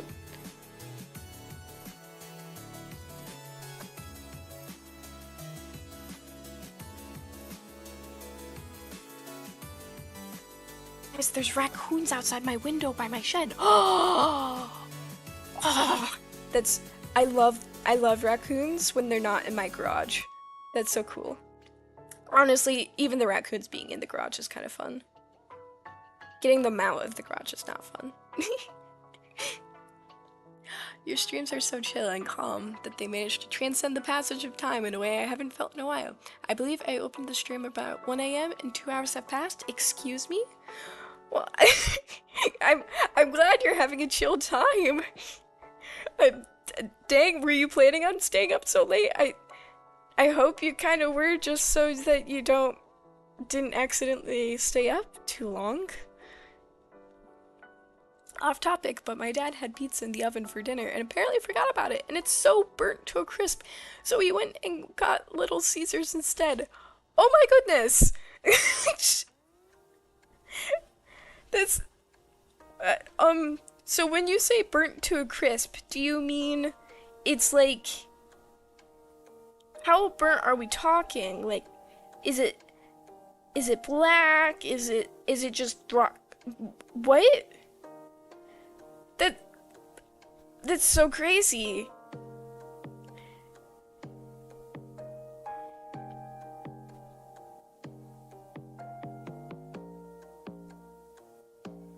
understand forgetting that you put something in the oven, but on the other hand, wasn't he getting hungry? Wasn't he wondering where his dinner was? How did you forget about your dinner so thoroughly that it just burnt to a crisp?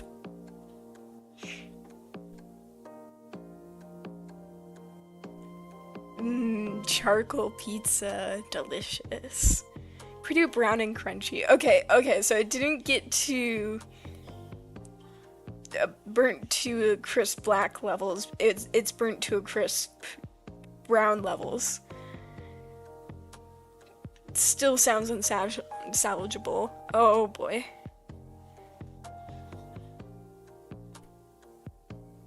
The pizza was for me and my sister because she gets off work kind of late. Oh, he ate his dinner earlier. No! Sir, this is why they invented timers. Oh.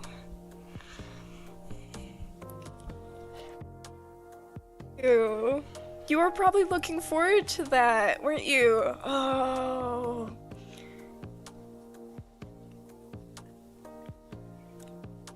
Dang. Well, was the Little Caesars pizza good at least?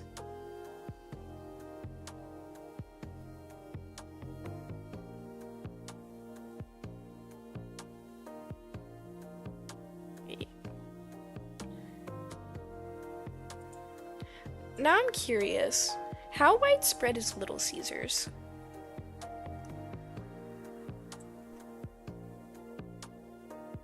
Store locations. Because I know, I'm pretty certain the company itself originated in Michigan.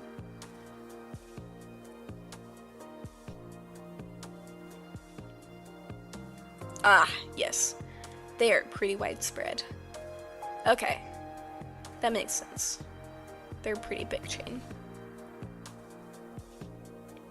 But the originating store, I think, was in...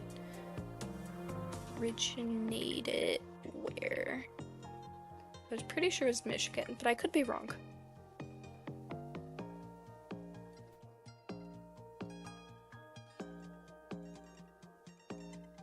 Caesars was founded 66 years ago in Garden City, Michigan.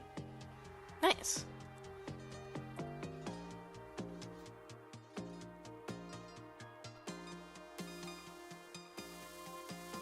Little Caesars pizza is pretty good though. Not really. Saw where you were streaming and knowing that I was probably too sick for working tomorrow, I felt like I could watch. Do ignore how counterintuitive that is to considering sleep is for rest and recovery. We don't have it in Ireland as far as I know. Yeah, I don't know how far widespread it is around the world, but at least in the US, at the small map I was looking at, it was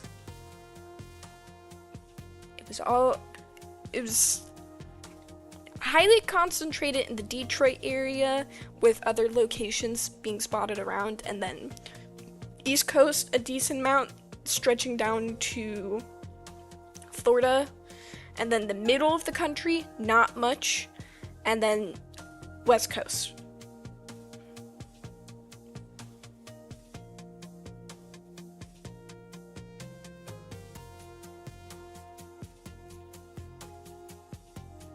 I don't know if how far it stretches though. Quite honestly, it's decent pizza and it's pretty cheap, but also it's pretty cheap pizza. There's definitely better versions. I have a delicious mom and pop pizza place near me and it's the best pizza I've ever had. Ooh. There's also a pretty good pizza place near me that is kind of New York style, but they make it with a sourdough crust, which is really good. They're a bit more on the expensive side though. I also like making my own pizza. That's pretty good too.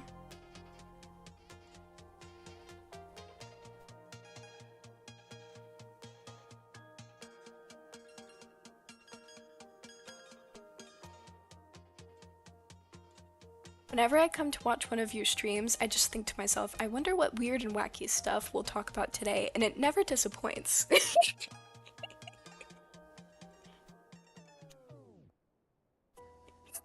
Good to know you're coming to my stream to follow the bizarre turns that my brain follows.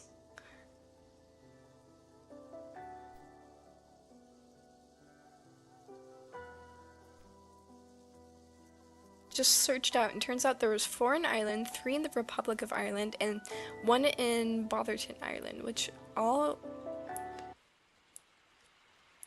And they're all However, they're all permanently... Am I closed? You might need to rephrase that. I'm assuming you mean all of them are permanently closed? As in they're no longer running?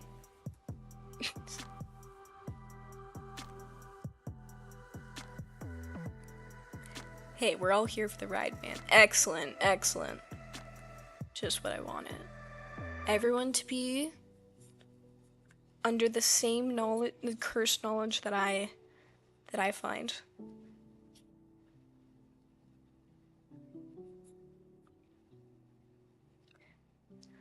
What's the point of streaming if I can't share cursed knowledge with other people? Or wacky knowledge? Any of it's good.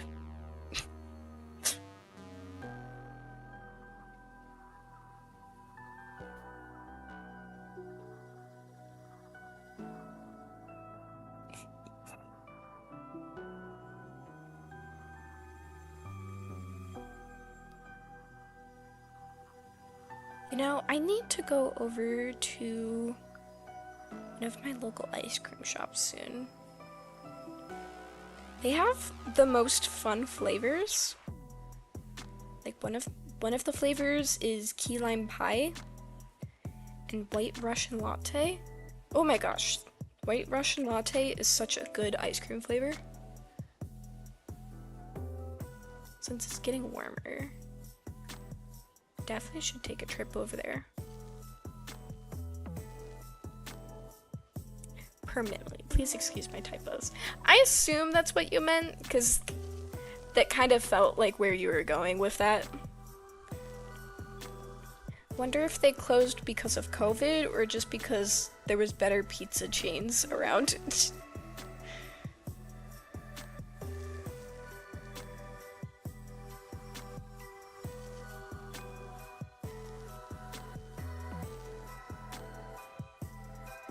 But brown. I made his pants brown.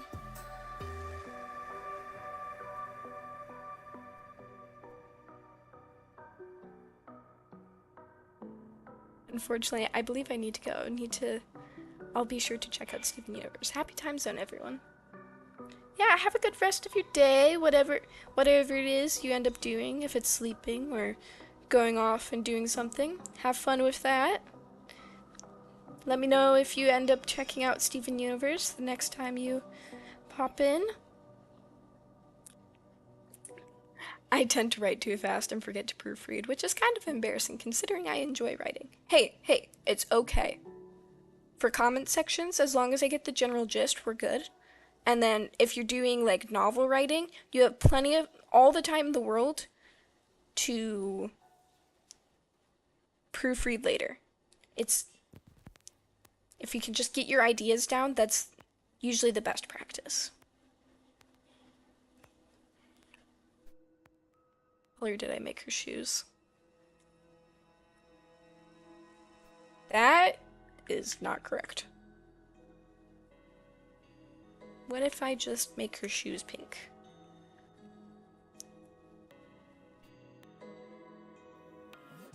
Yeah. And then we can make his shoes white.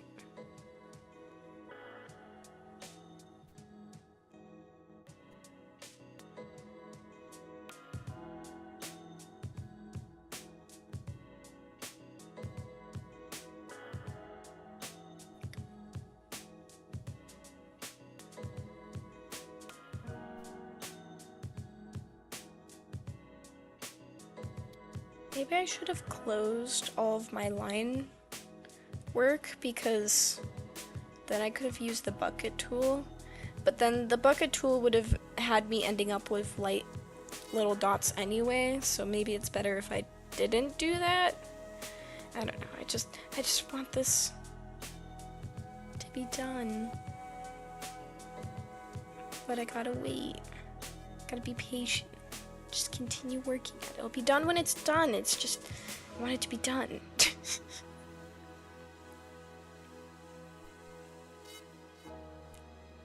I absolutely love zooming in on and looking around at all the people hanging out, going about their days and tasks in this. Yeah, I had fun making it because we've got some people who are walking down the street together, just chilling. We've got kids climbing trees, teenagers complaining up on a hill.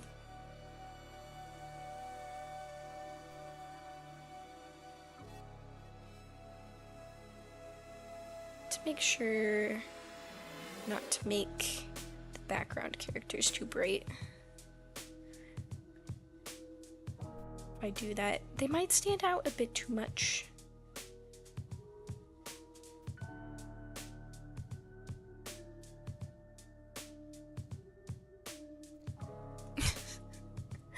The one girl just lying under the tree is so me.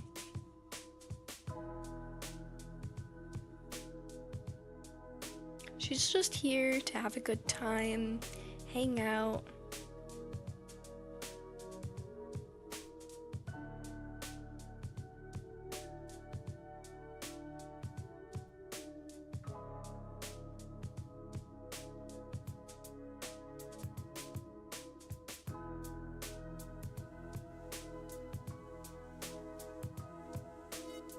Yeah, I can just make this one a dark blue color.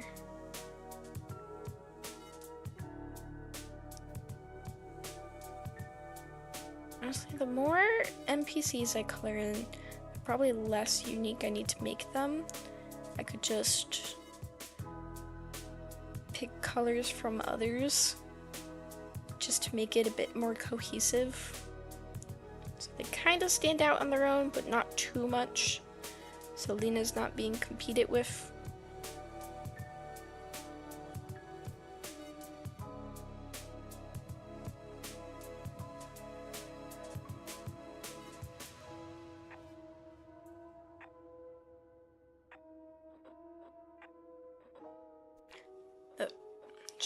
She's standing out pretty well on her own so far.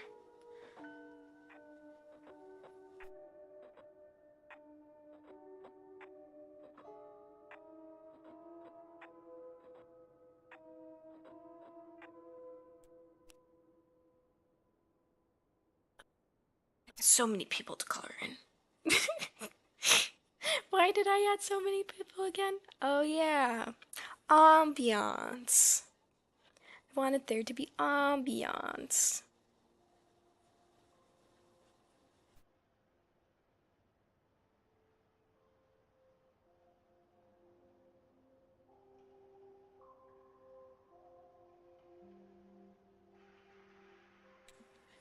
Color theory is amazing. I'm in the orange values, but for whatever reason, that looked yellow earlier. That's not what I wanted.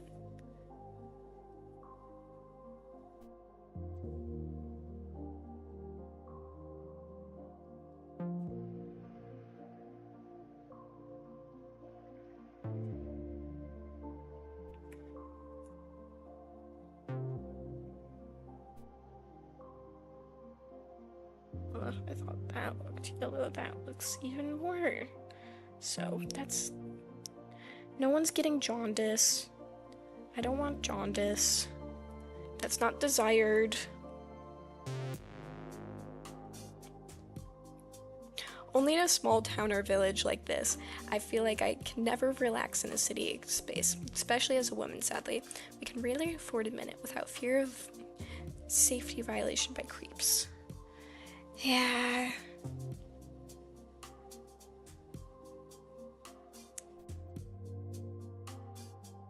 They hate to see you minding your own business. How dare you?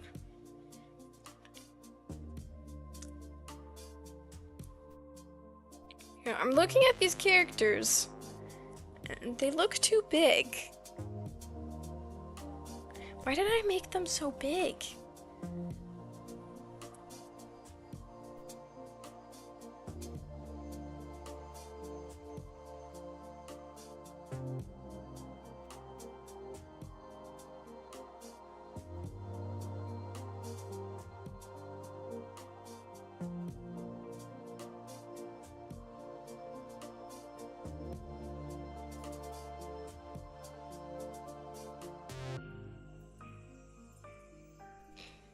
Guess I can't transform again. Bitch. Why is that? Please?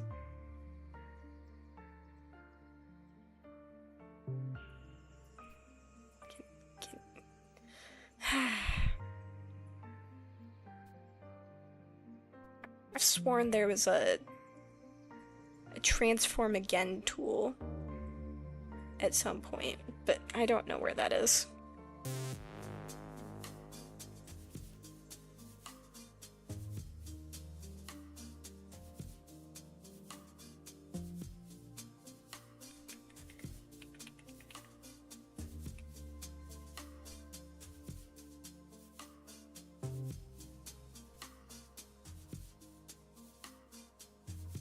That's better. I do apologize for the pretty sad, the real message. That's quite a bummer to say. I wish it wouldn't have to be said, though. I know, yeah.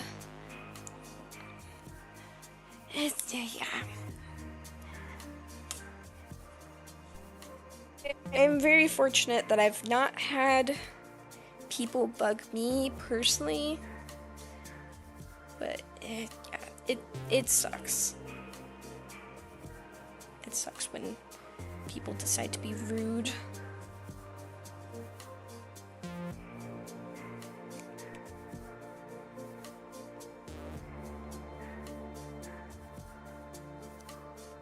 It's R2, like, do they expect anything from it?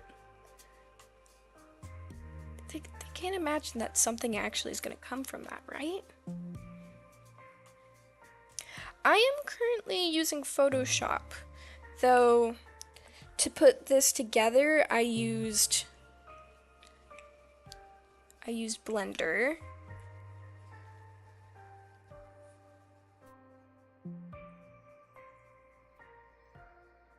And I took a picture of the Blender model and traced over it. I also will on the occasion use Procreate, but it's mostly Photoshop for making digital art. I had to pay for the program for the various book projects I was working on, so might as well just use the entire Adobe suite. I use enough of the programs as it is to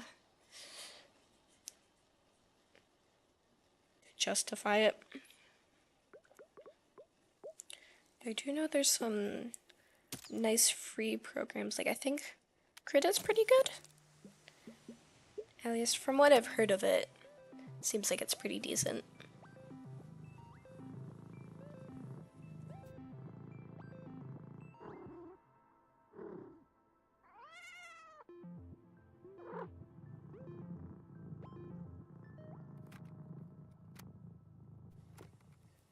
They seem to expect that they can enforce their will upon us. I know, right? It's so weird. They have some sort of right that we must oblige? Yeah, I don't know. Just, they have some odd expectations. Some really odd expectations.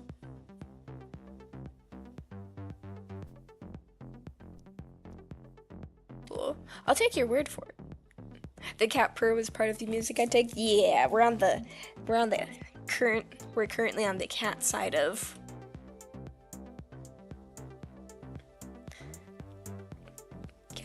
the album.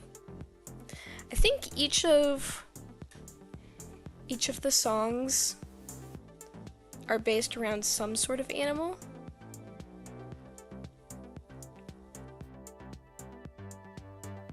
This one is based around cats. There's one later on that's about horses.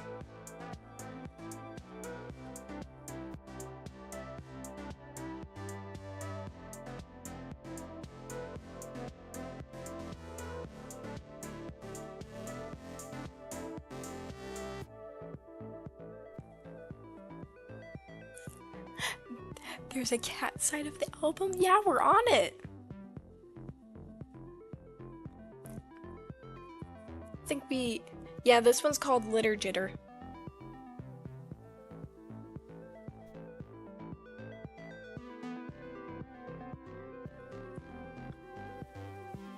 Don't know if there's any dog side of the album. I'd have to re-look through the names of the songs.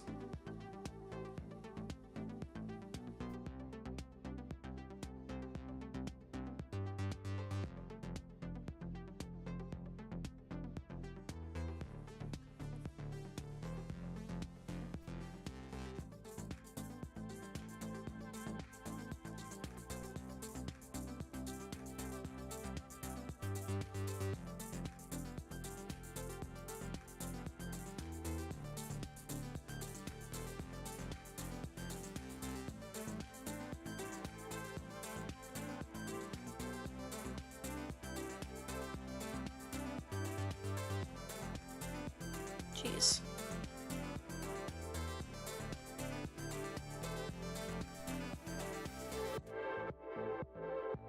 I am really needing to lean into the red side of this. Litter Jitter. Amazing. I did see that he just uploaded some new music the other day. Is the album of that new music? Oh! I didn't realize that C418 had released some new music. Let me see.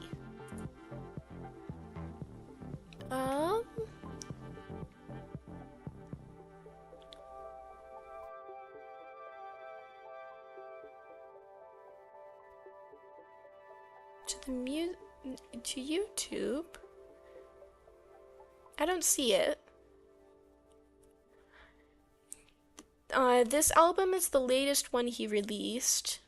So Wanderstop and Wanderstop FM were both released in 2025, which was for a video game apparently. I did not know that. Does that include the song with the spinning cat meme? I don't think so. This was made specifically for a game, so I don't think they reference that. Unless there's something I don't know. Then maybe.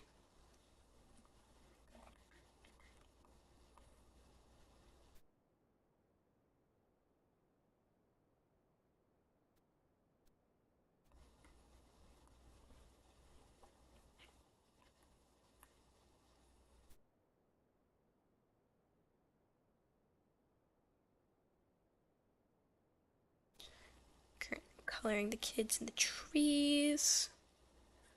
Why did my music pause? Looking at YouTube, I may be wrong about that. YouTube is kind of weird with the publishing of music. It can be confusing. Yeah, it can be. Sometimes they'll show you something really old. They're like, oh, you know it'd be really fun if you looked at music from the early 2000s. I was like, oh, that is interesting. Why are you just recommending this to me now? Oh, no reason. No reason at all.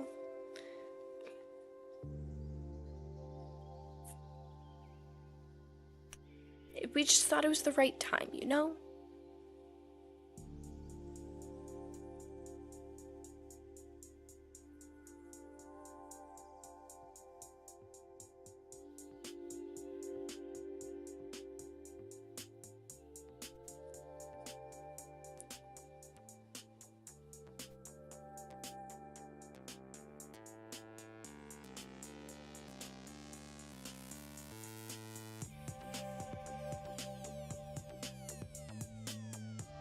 think referencing a cartoon character off the trees, making some portions of this look too iconic.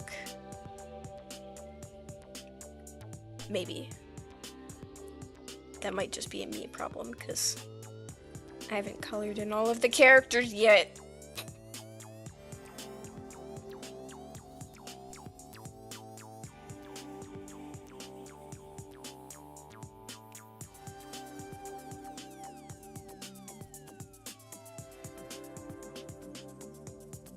Okay, so I think Ford's pants were green, his jacket's brown, and maybe he was wearing black shoes?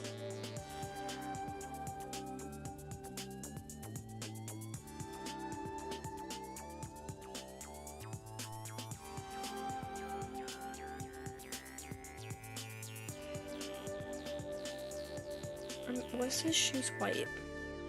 I can't remember.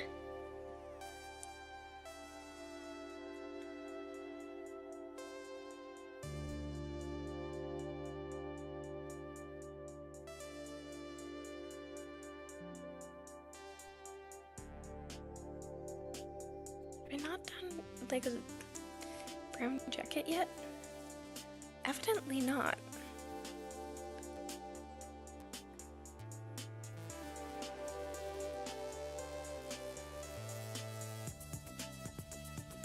Not sure if this is the correct color brown, but we're just working with it. Quite honestly, the hair, maybe it's too light? I don't know. I'm not looking at a reference image anymore.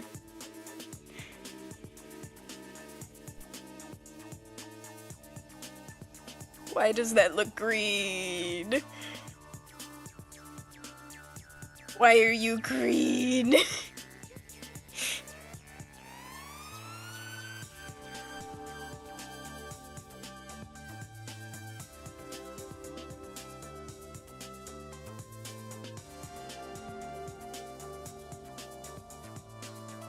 I'm on normal mode. The flow shouldn't be affecting it too much. Why is it so odd?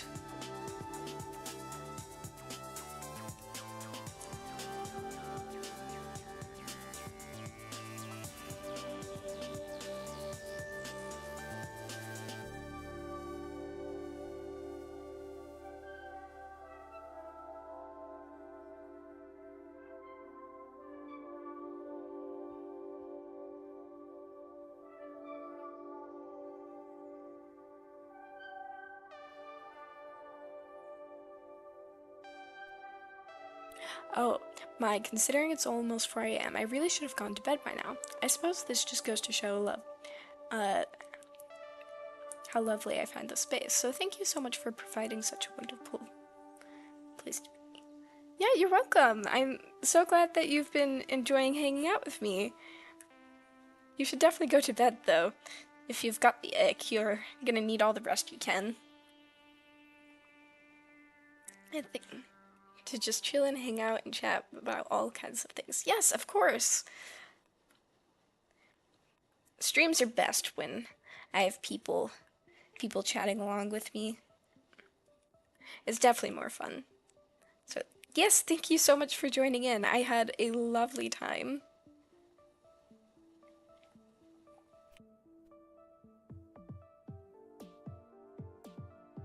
I hope you feel better. It's not fun being sick.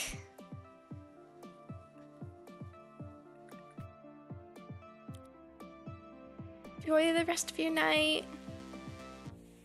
Sleep well.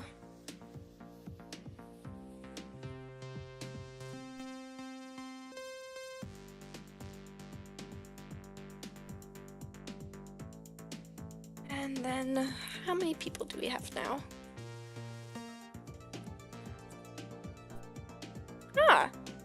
We still got some 4 people. That's by Gaelish and Irish. Thank you so much. Yes, sleep well. Goodbye. Oh, we still got 4 people. All right, we're in it for the ride.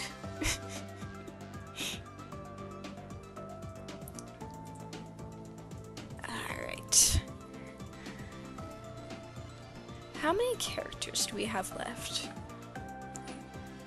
Distinct characters, we have 1, 2, 3, 4, 5, 6, 7, 8, 9, 10, 11, 12, 13, 14, 15, 16, 17, 18, 19, 20, 21, 22.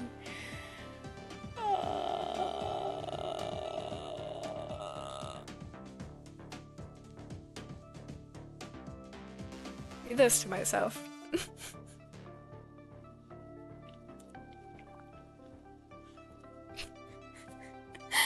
Oh my goodness. I have no idea how long this is gonna take me.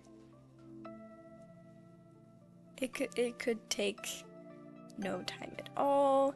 It could, let's be real, this is gonna take me so long.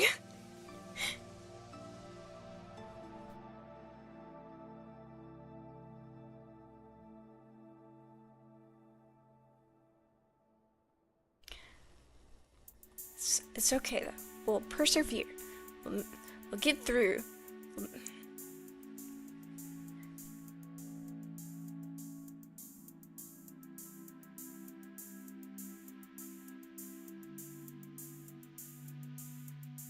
Let's continue going. And we'll get there in the end.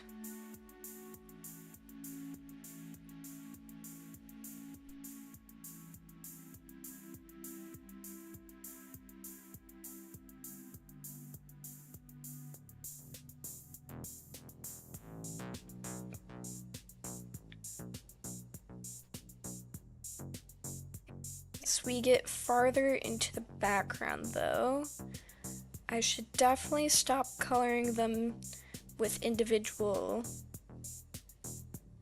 colors and more based on tone. Focus on filling the space rather than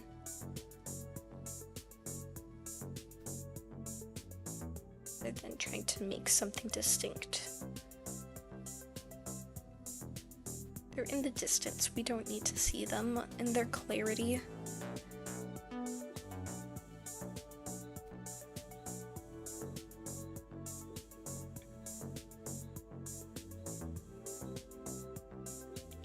The character I'm currently working on is based off of one of my old OCs, Ryan.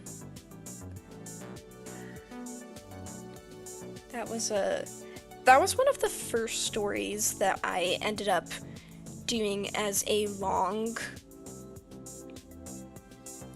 cohesive thing. I had time travel involved, magic, all of the fun things. The main premise of the story was essentially my two main characters, Ryan and Charlie. Ryan was a girl moving to a new school. She was excited to make friends and start anew. And then Charlie, who's been there forever and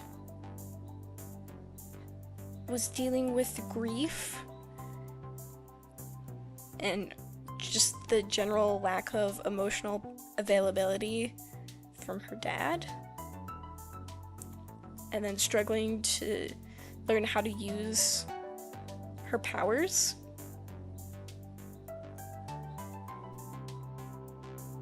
It was fun. I had like one of Charlie's cousins time travel into the future.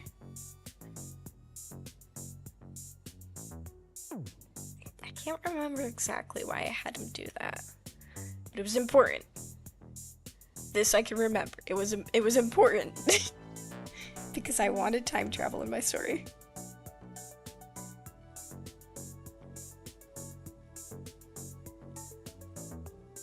I think I had it to be like an apocalyptic setting at one point. Just like not war. Well, was there? I don't know. What did I have going on in this story? It was generally very crazy.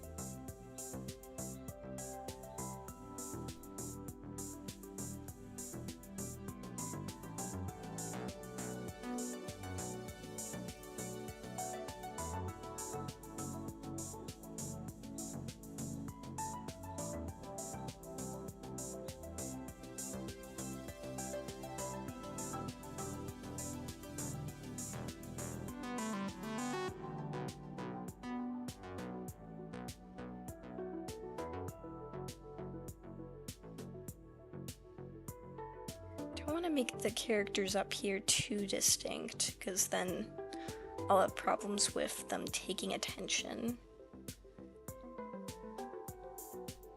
I do think it'd be fun as them being teenagers,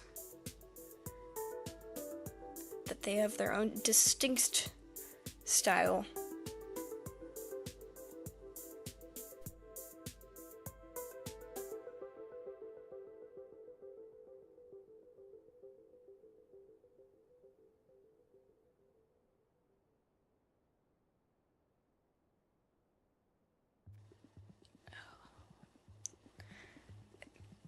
I think I committed to a lot when I said I was going to be finishing it tonight.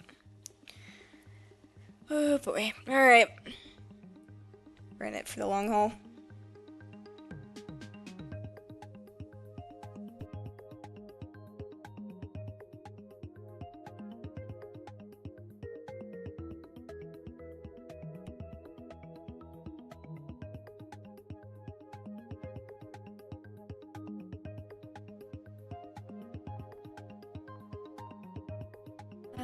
Black t-shirt with a maybe white under one. And then we can move on to the other character.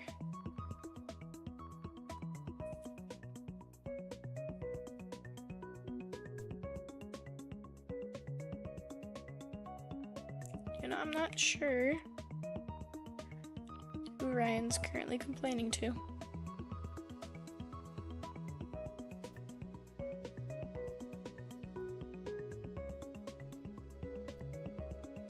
Could make the undershirt striped to make it more interesting. However, I don't want them to be too interesting. If they're too interesting, they're drawing attention away from Lena.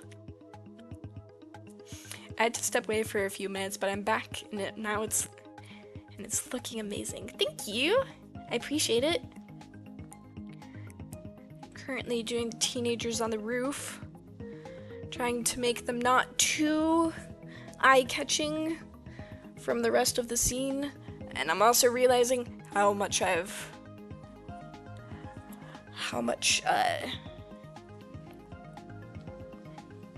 have taken on for this project, and trying to finish it tonight. But I named the stream actually finishing the illustration, so I've got to commit and finish the illustration, because that's what I agreed to.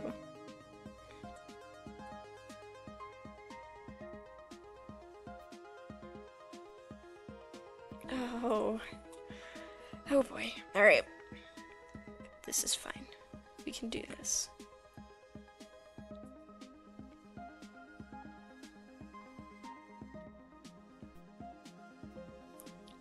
I think maybe if I do some of the background characters, it'll help. Just make this less daunting.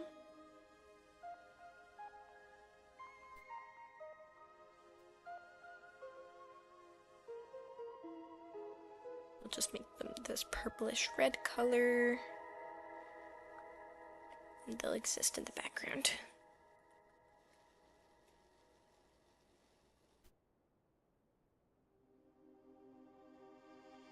My computer is having such a fun time. I don't know why it's trying to take off right now.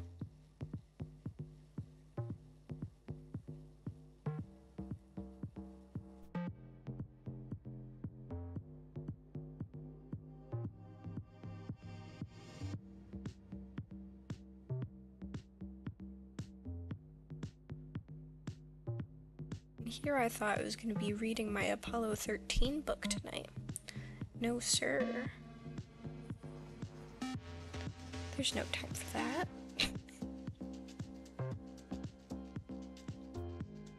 We've got illustrations to do.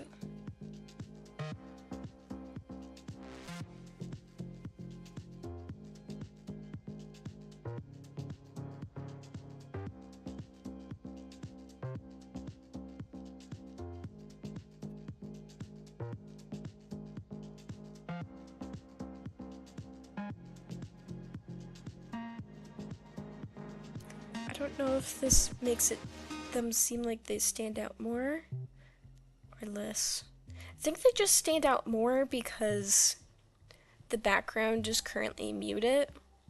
So me drawing on top of it is highlighting that these characters exist over here.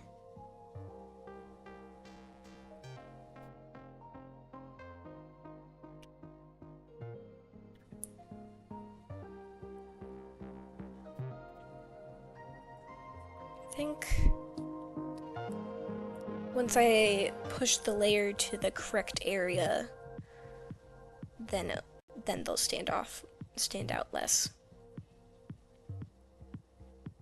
It's okay. We just have 1, 2, 3, 4, 5, 6, 7, 8, 9, 11, 12, 13, 14, 15, 16, 17, 18, 19, 20.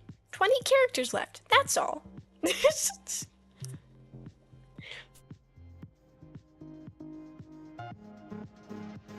Those are a bit easier. The colors don't change as much.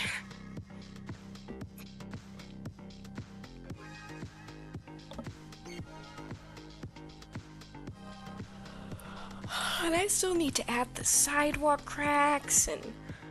oh goodness.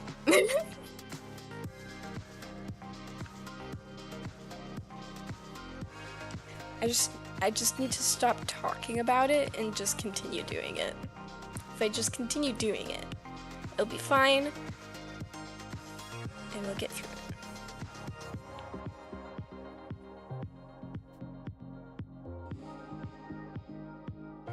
it. It's giving, I'm tired of this, Grandpa. Well, that's too dang bad, and honestly, that's so real.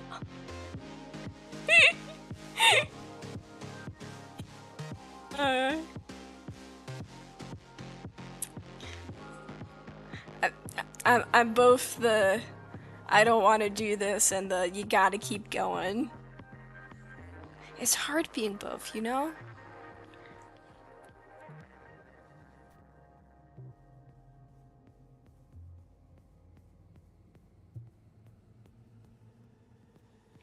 But someone's gotta do it. I think this blue might be a bit too eye-catching. That pink is a little too close to tone. Can't have you looking naked. 'Tis not allowed.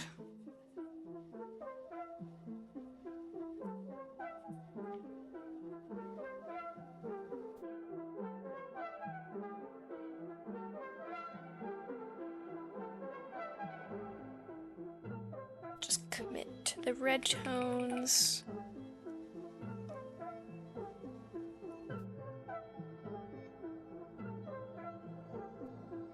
Shouldn't have been stripes if I didn't want this to not be eye-catching, but that's okay. It's all fine.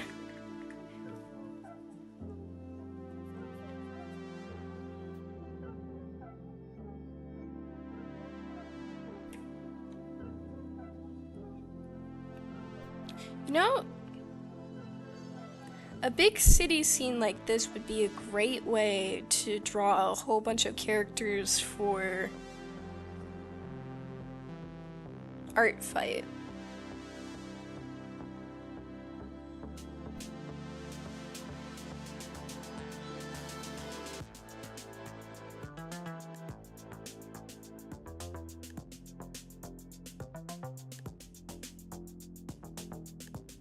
Because I've counted like over 20 characters, and they're all so naturally included into the scene.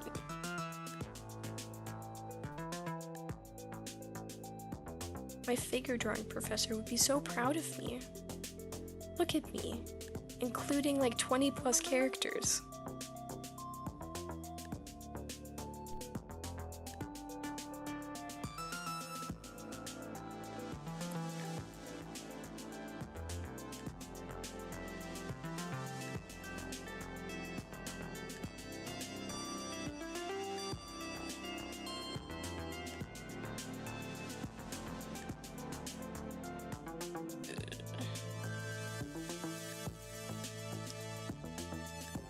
Hello there, Padre.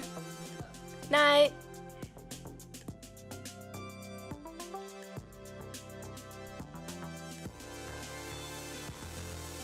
Alright, teenagers on the roof, all finished.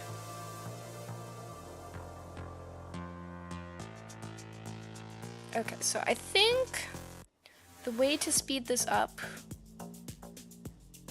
would be to essentially take a hair color, just one hair color, and attribute it to multiple different people. So we'll grab one color and hop around to different people, and then pick the next color and go by that.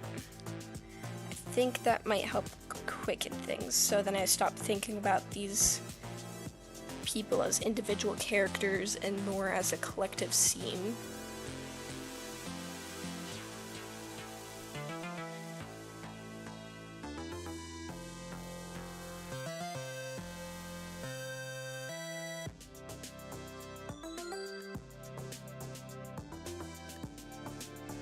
Hopefully with that in mind,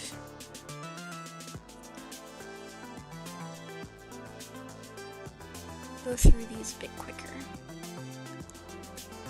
Also, I gave this girl let's try pigtails.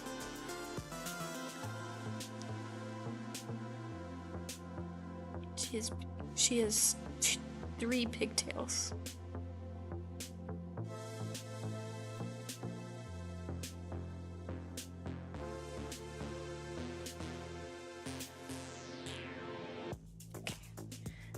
Black over here.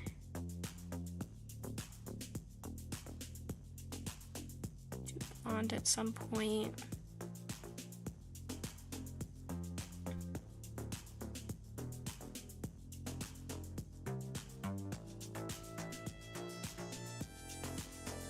You know, in the actual show, I'll probably need to actually include some of these characters since I went to the effort of putting them into the street scene.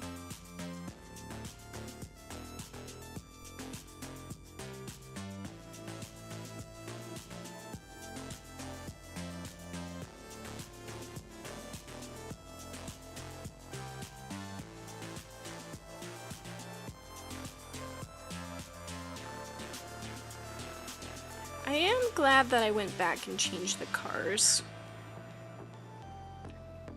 They look much better now.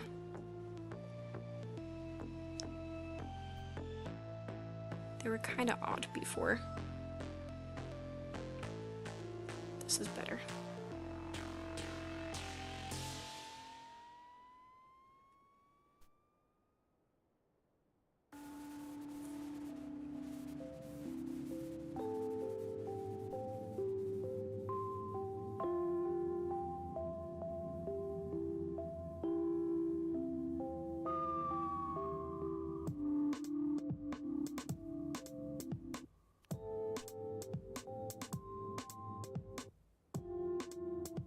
I'm gonna have to put these characters behind whichever layer that I put the light poles on. It's kind of warm in here.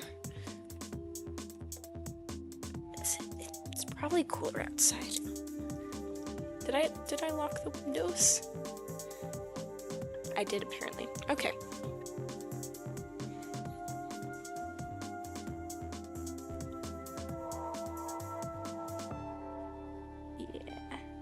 That's better.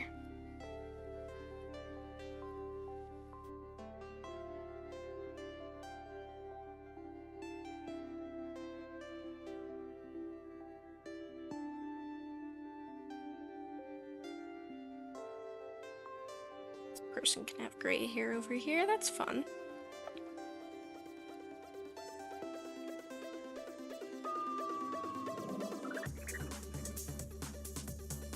Make it slightly darker for the actual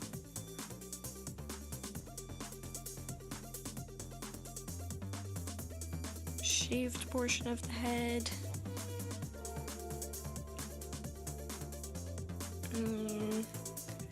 And then take this brown color, make it darker.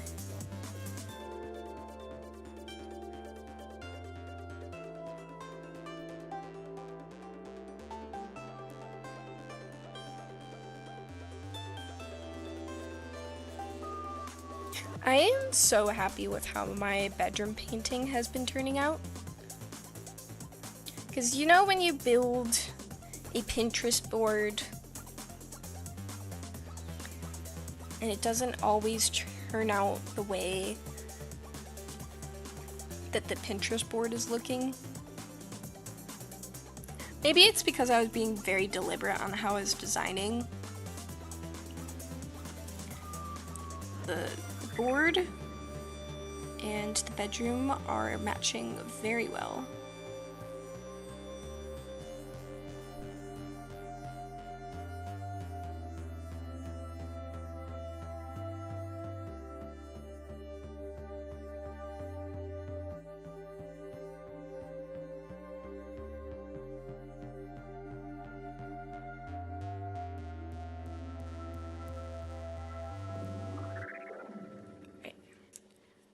You can have yellow.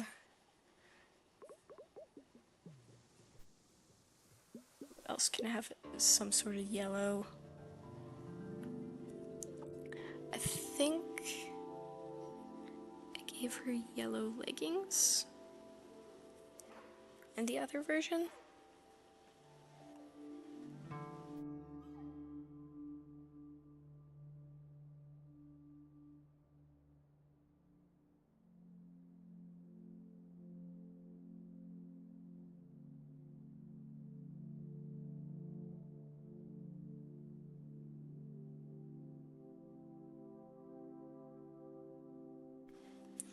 And yellow skirt. Yeah, I think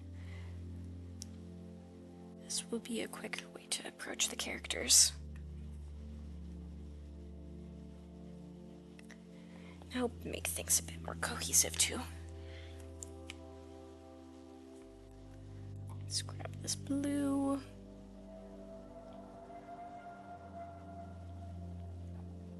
Maybe I should have done the skin tones first. But that's okay.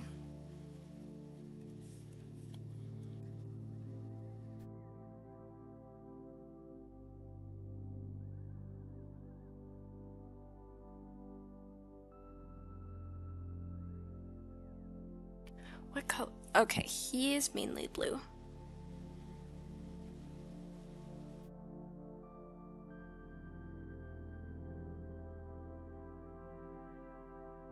Not sure exactly what kind of shirt this guy is wearing, but it's something. It's kind of like a quarter zip, but then I also have like a full turtleneck top. It is something. Not sure what kind of something it is, but it's something.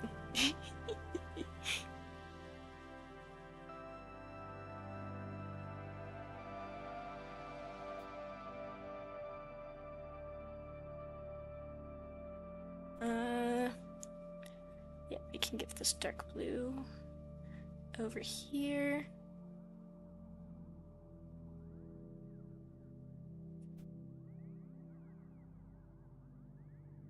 Maybe a white t-shirt.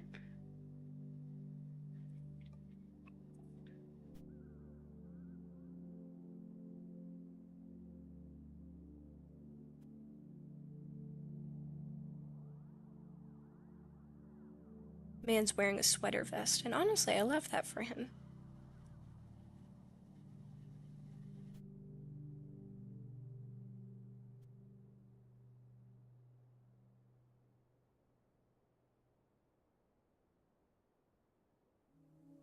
Lighter color, and then we can do the jeans right here.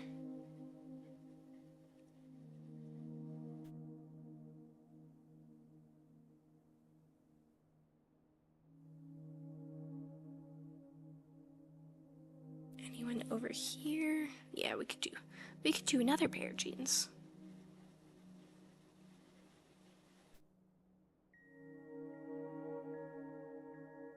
She can have a jean jacket as a treat.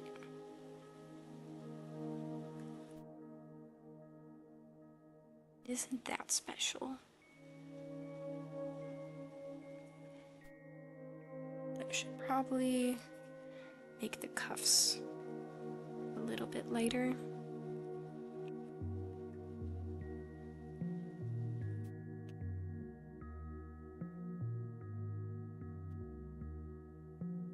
what the heck? We can make some lighter jeans.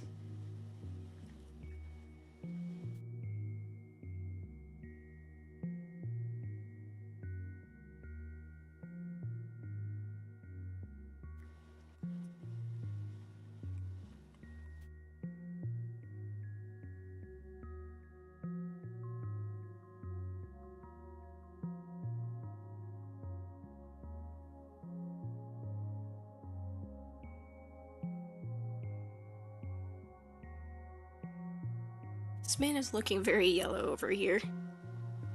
Just yellow toned. I might need to grab a darker value. Or a cooler value, I should say. It's very warm toned at the moment.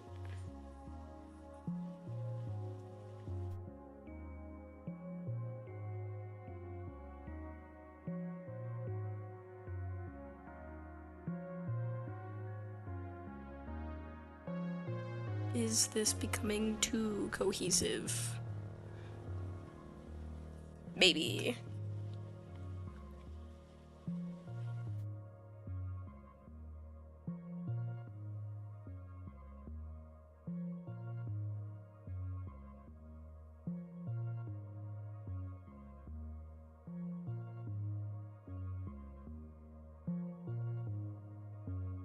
This is fine though.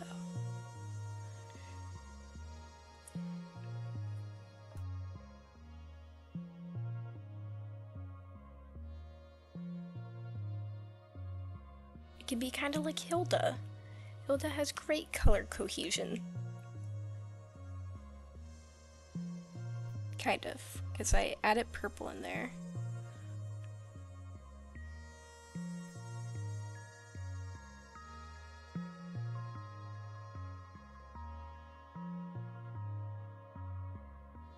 She can be brave. She can wear a white sweatshirt.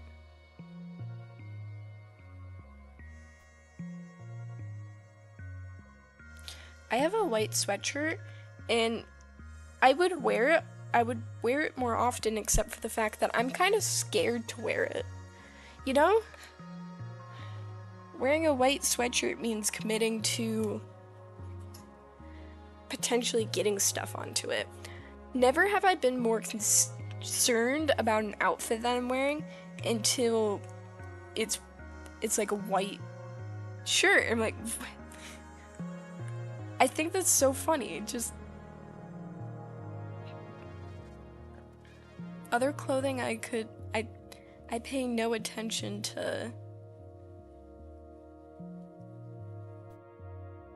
the color, but when it's a white shirt, suddenly everything shows on it, and that's terrifying.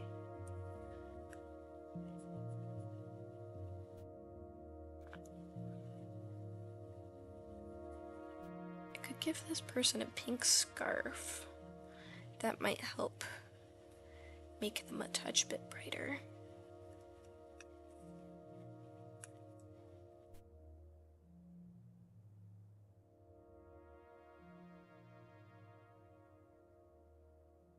What if he did pink pants? That might be the... It would be cool. I feel like the building color might clash with this.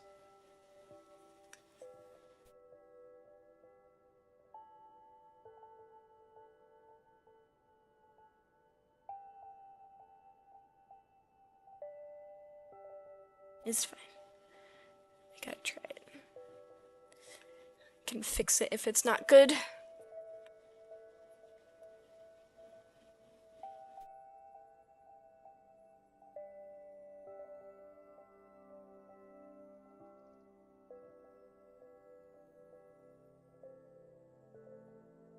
think we need some warmer tones dotted in around here.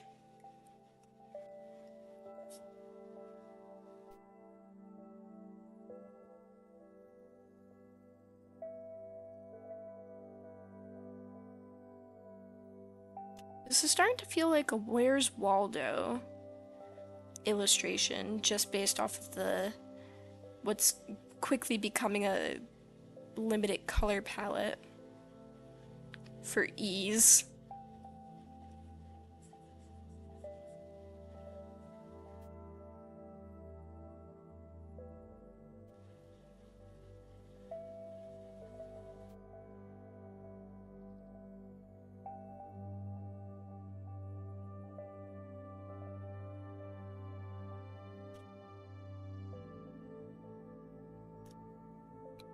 just committed and gave this man red pants.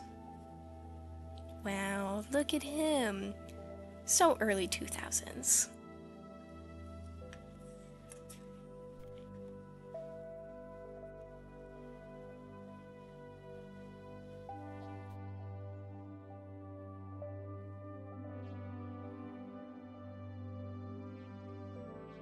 I do not know what kind of pants this girl's gonna have.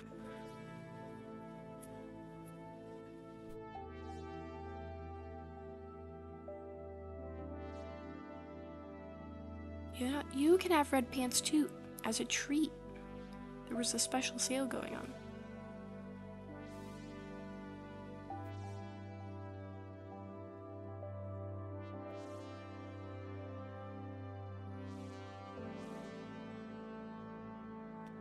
Shoes. Shoes.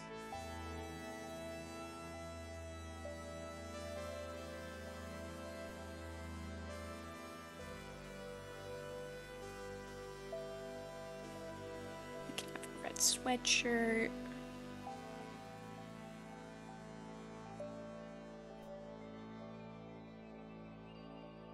Sweatshirt jacket situation, I'm not quite sure.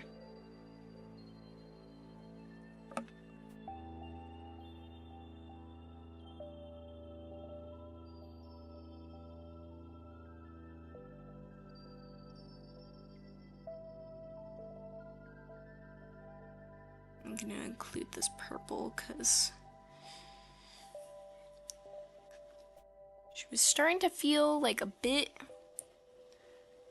of a unique character due to her colors not being included anywhere else.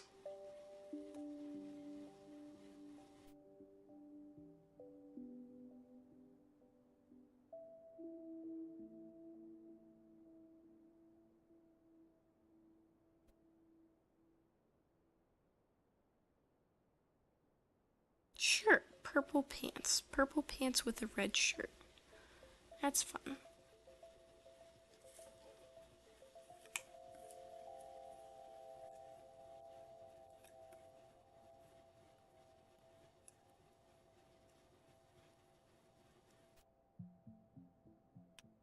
Let's make that striped so it feels slightly different.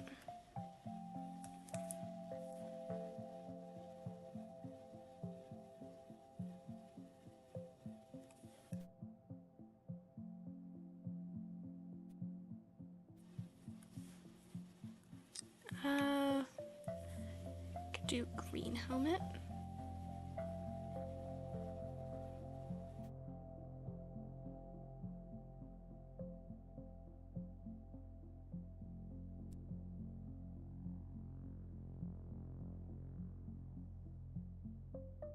Can do blonde hair.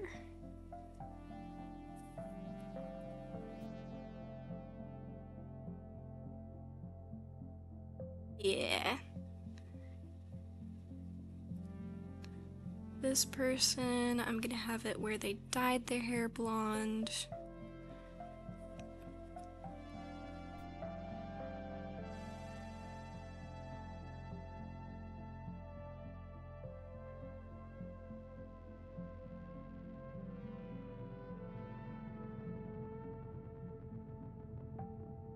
So this isn't quite blonde hair, but that's okay.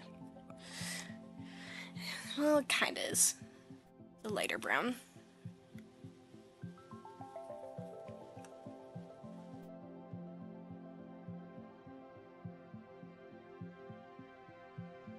The lighting is gonna take all of these colors and just shift them.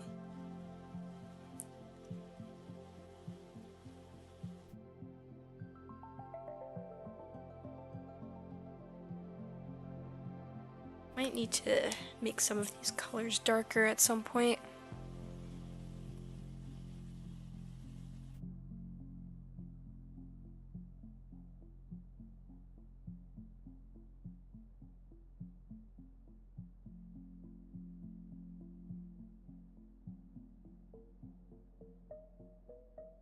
Get in the red right here. I'm back. Where's Waldo? I don't know. You're gonna have to look for him. I didn't intentionally add Waldo. Didn't specifically add him, but it does feel like a Where's Waldo, doesn't it?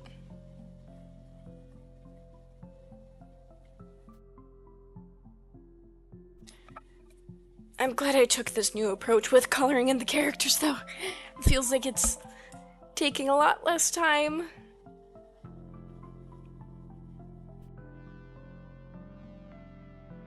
Than it was earlier when I was coloring each character individually. I am now watching from the kitchen as I make gelatinous cubes. Ooh. Are they flavored gelatinous cubes? Are they spicy gelatinous cubes? Are they... What kind of gelatinous cubes are you making? And if they are flavored, what flavor? I mean, I would find it hard to believe if you didn't flavor your gelatinous cubes. I think most people flavor their gelatinous cubes.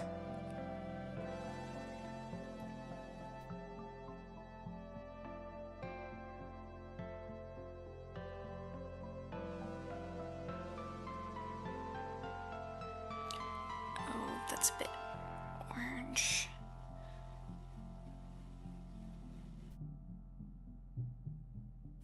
This character has privileges to be distinct.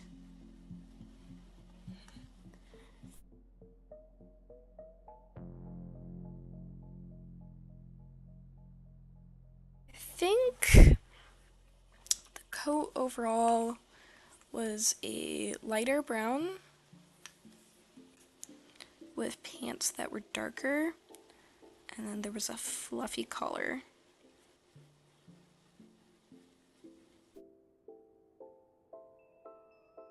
I'm trying to remember the exact details.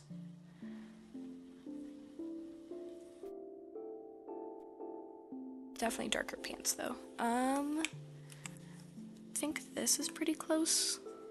Yeah.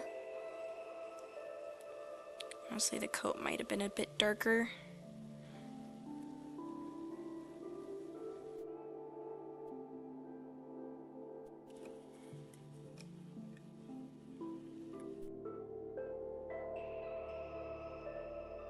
Watermelon flavor. I was going to do blueberry, but it turns out it expired in 2023.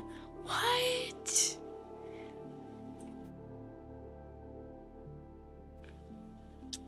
That's crazy.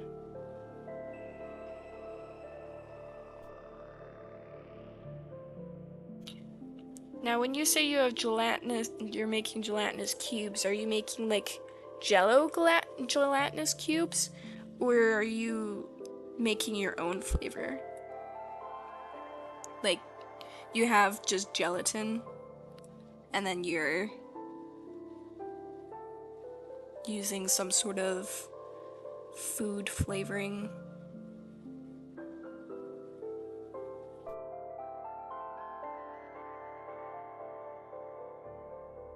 Maybe you'll just have powdered watermelon. Wait, has anyone... Yes, Jello. Has anyone made freeze-dried watermelon? Would making freeze-dried watermelon work? How would that work?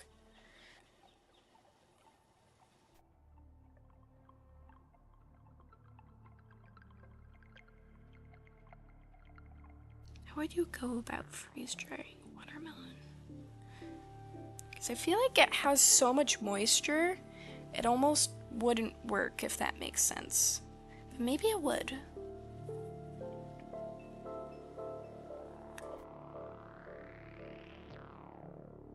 Powdered watermelon.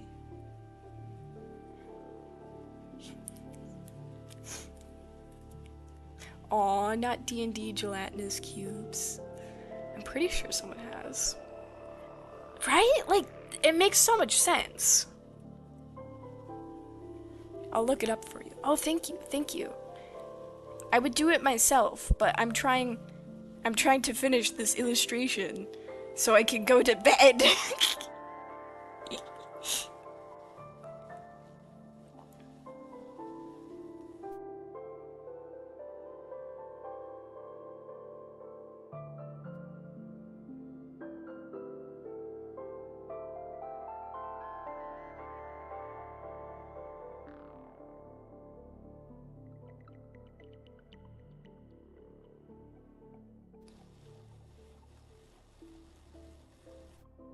Now, I was trying to continue keeping this red, but like just make it a touch bit lighter. But nope. No red. Only brown.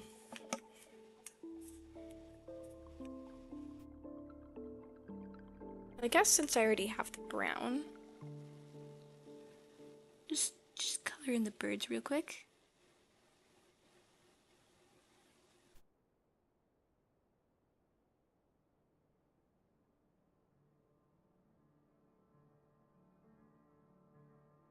Apparently, sparrows are invasive in the US, but they're not having a great time in England. Like, their home environment, they're not doing well, but then in the US, they're thriving for some reason. Don't know why that's the case, but sure.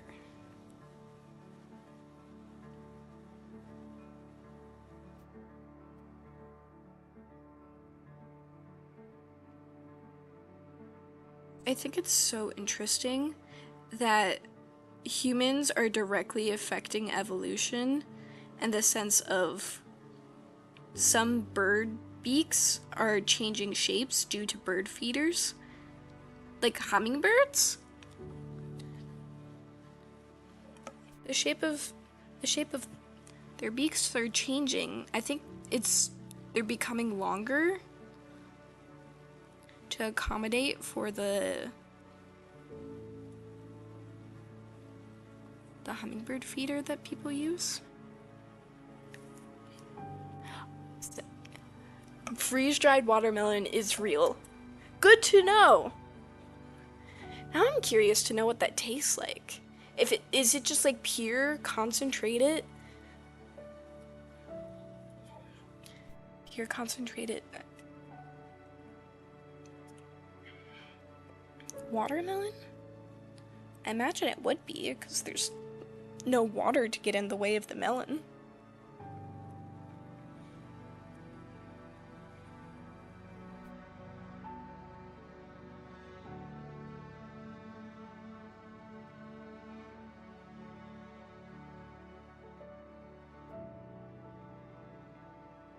I don't even know what pattern I'm going for with these birds.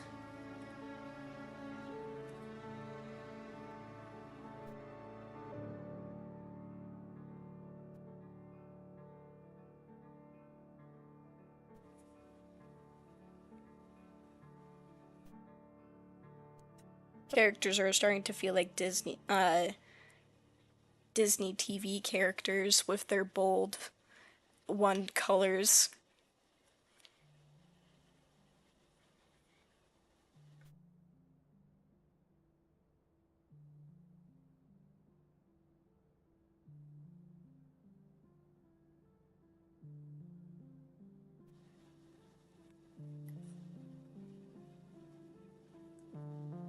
Right, little guys, you can have little masks. Just a little cap.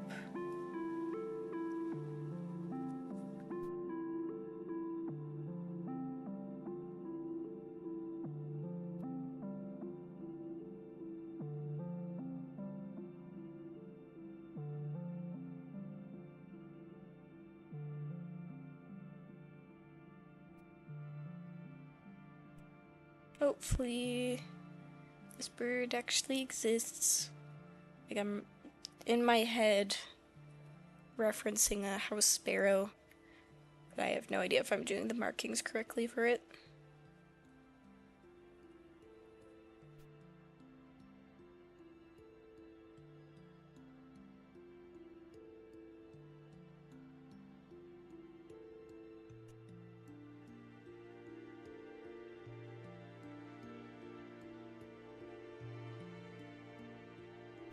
Okay.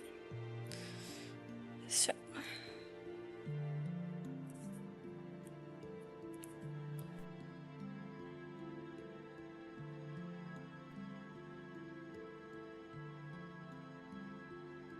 It's doing pretty good overall, though.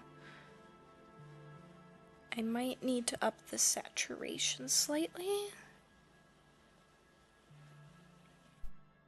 Though it's not sitting underneath the lighting. That might my opinions on this might change once it's sitting underneath the lighting. Okay, yeah, that does help.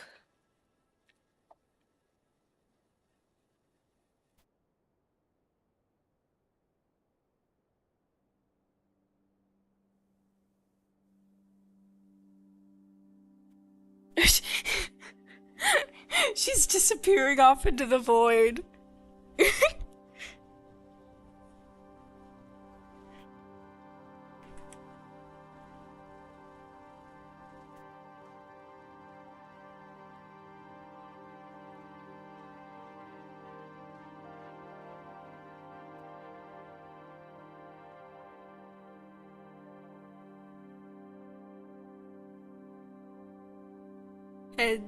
Head's blue.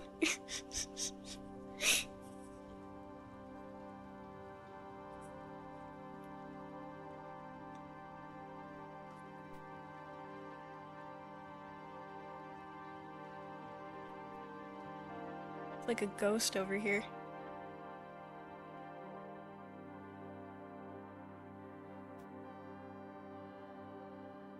Let's fix that. No need for ghost. Sitting on a roof after all.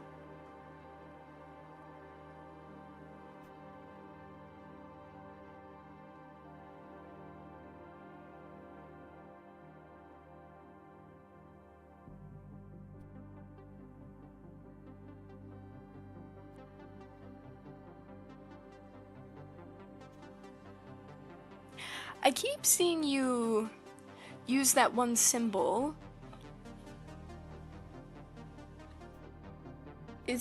What does it specifically mean?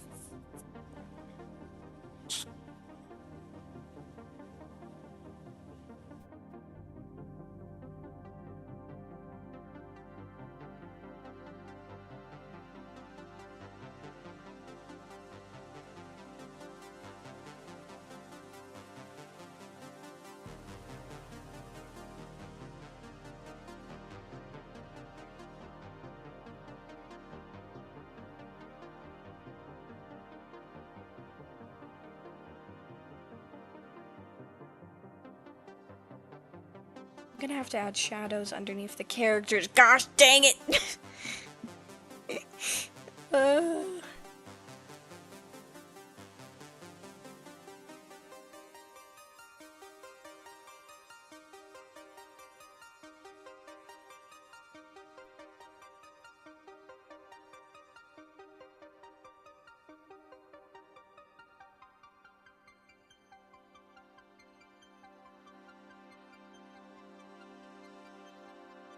I love when I'm trying to turn off layers and it's not letting me.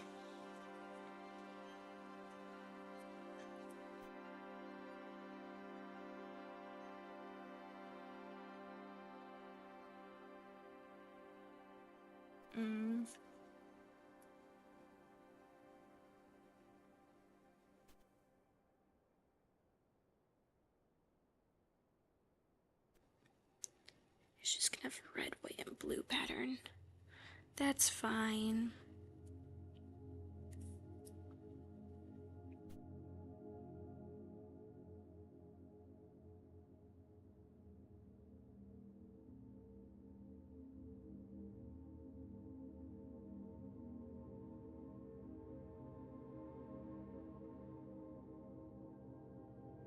Interesting man. You can wear brown shoes. You can also have brown shoes. No, you can't have a brown shirt. It's not allowed.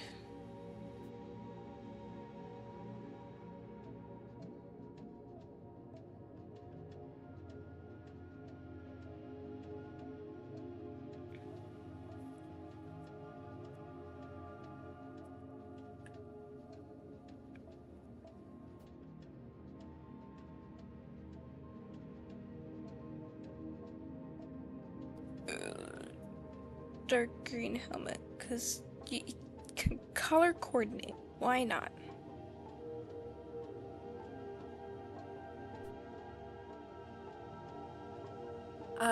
Symbol, sorry, it looks like some sort of Japanese character, but I'm not sure which it is. It's, you put it in front of the yes, and your last message, Crow.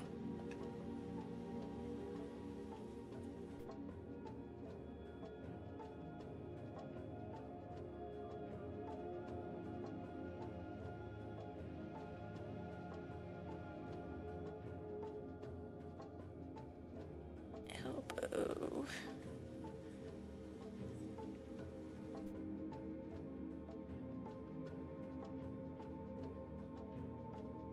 I'm gonna move this back up, because as fun as it is to see it in view of everything, my goodness, is it hard to color.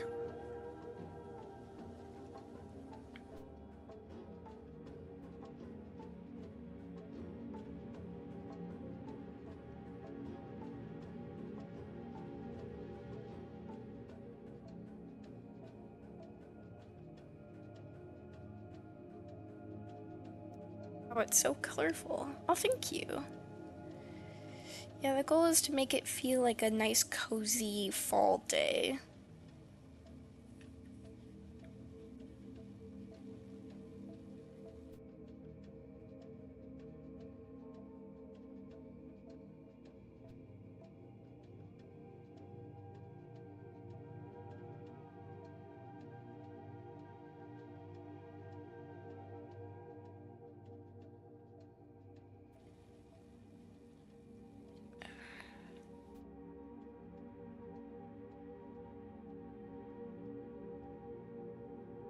Just need to color in the skin tones and add cracks onto the sidewalk, and oh, my list is ever growing.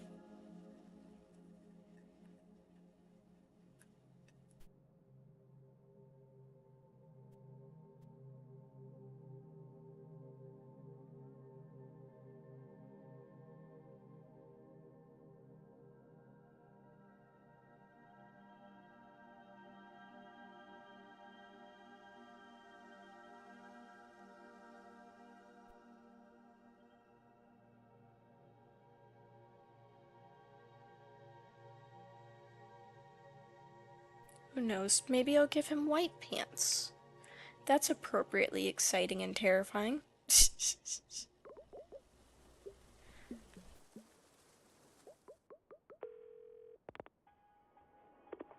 And purple shoes.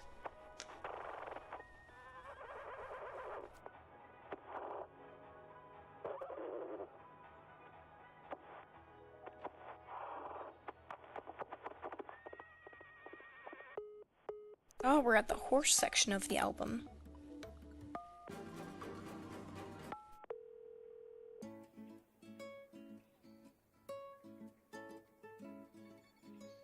Meadow Clap is a pretty good song.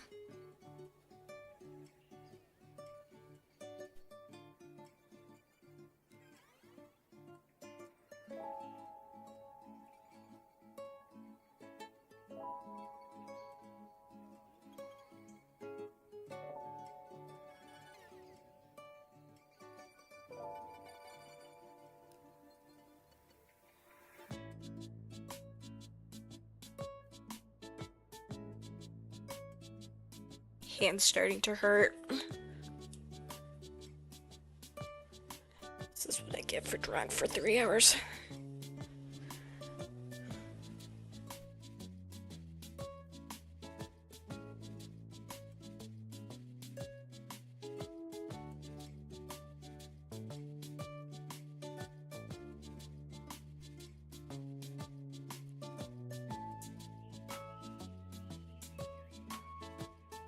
It took 10 minutes for my stream to regain its health.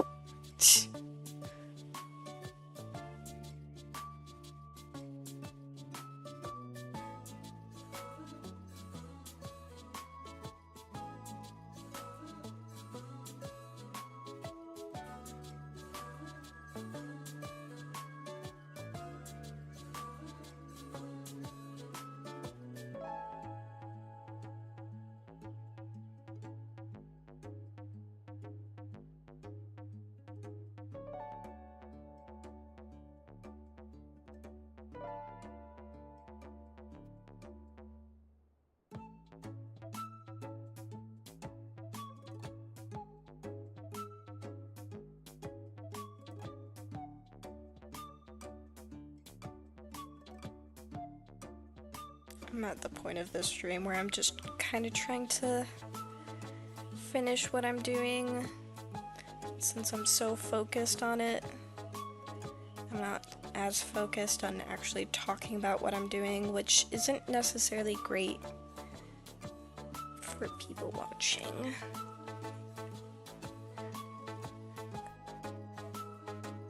Welcome to the stream!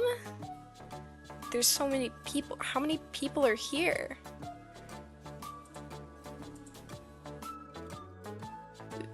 We've currently got about 3. Ooh, raspberry flavor. Very nice.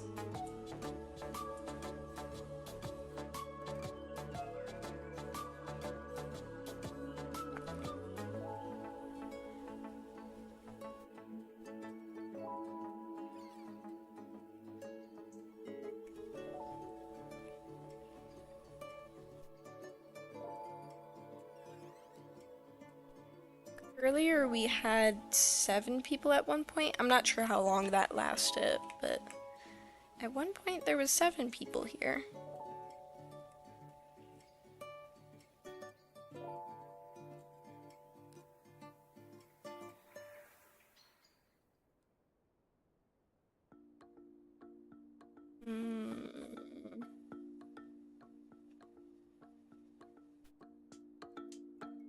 Sure.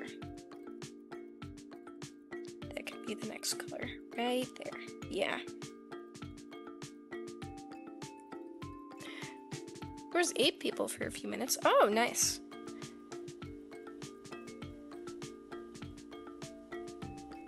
I try not to look at the stream, how many people are on the stream, just because then you're kind of focused too much on how the stream is performing and not, you know, just entertaining your audience. There's any number of reasons why someone might not stay. So being too focused on that can make you lose focus on what's actually important, which is talking in itself. I'm at the point of the stream where I'm not talking, which is not great for stream quality.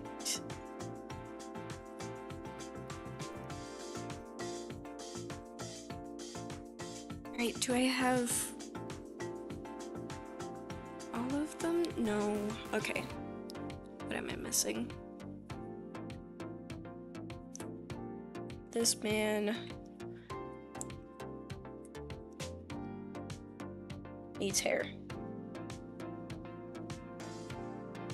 And several people still need skin tones.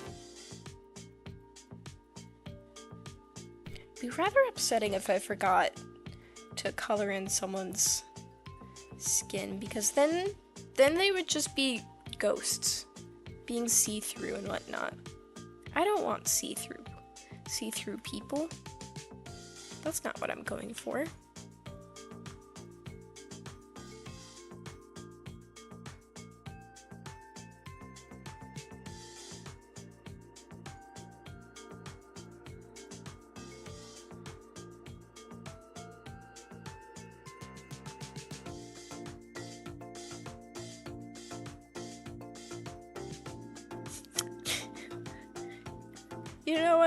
You know what? Lightly inspired green, right here.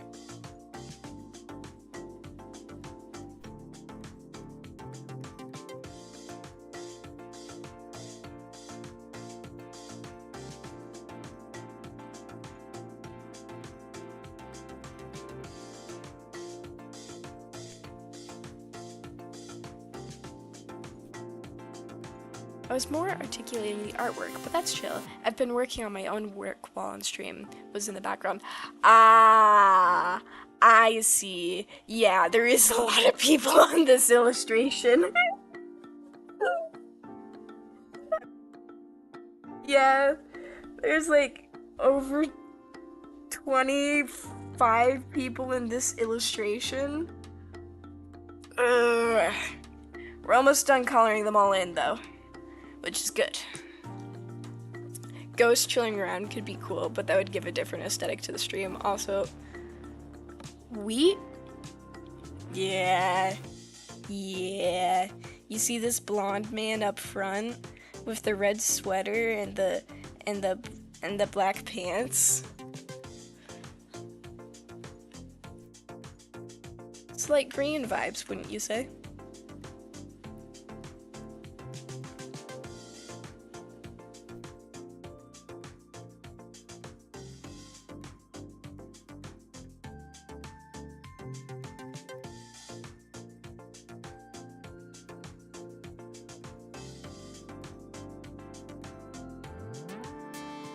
You know, I've been wanting to do another oil painting.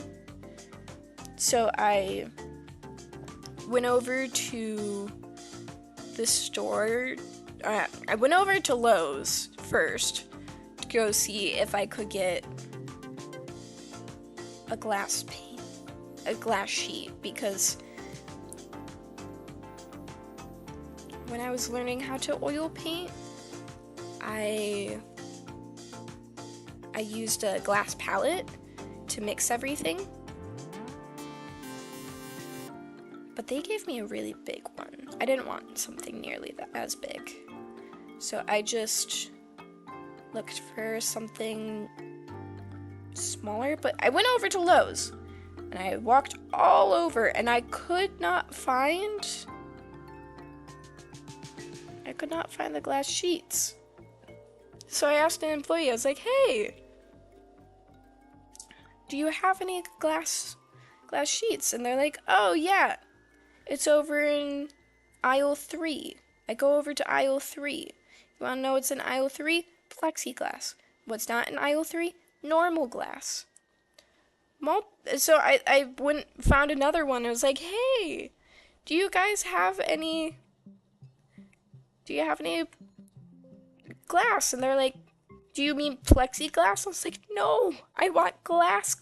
And they're like, oh, yeah, we don't have that here. I was like, I guess I'm going to Home Depot then. So I went over to Home Depot and I walked all over the place looking for glass.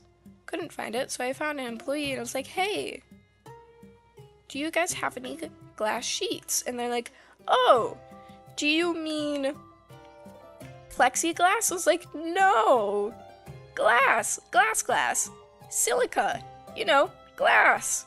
And they're like, oh yeah, we don't have that here. I'm like, what do you mean?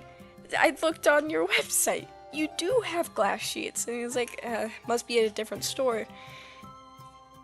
So I was left trying to.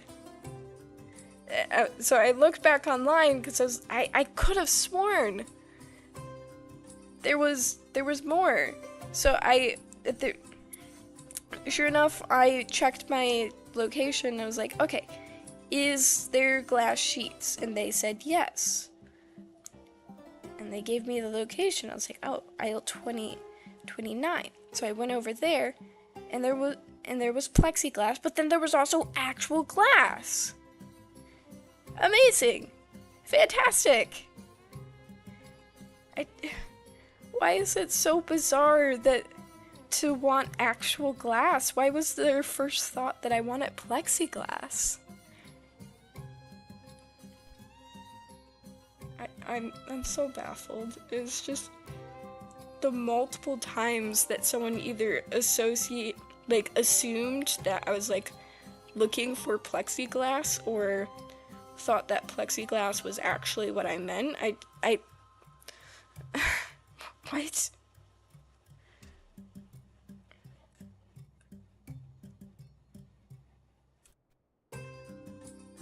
I just don't understand.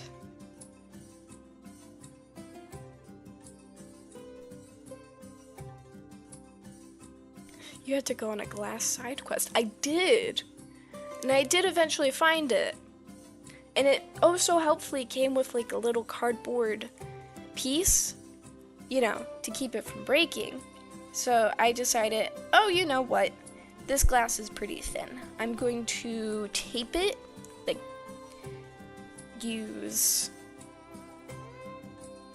some masking tape from my bedroom painting project to hold it in place onto the cardboard. That way the glass was protected a little bit.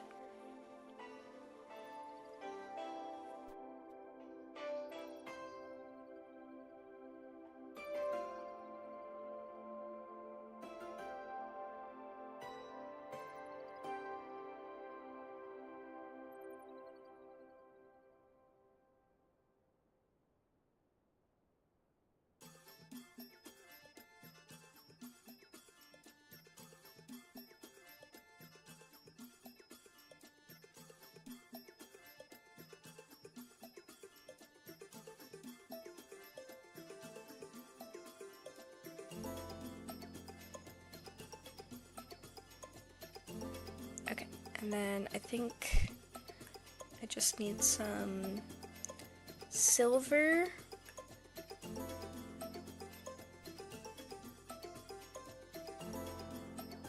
Where this bit of the bike.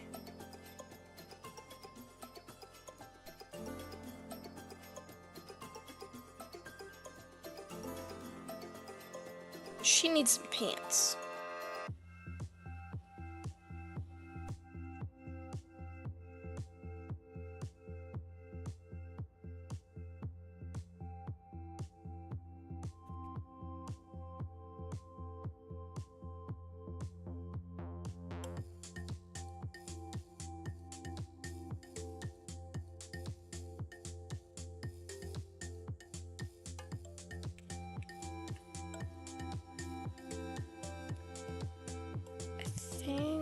After that, what else do I need?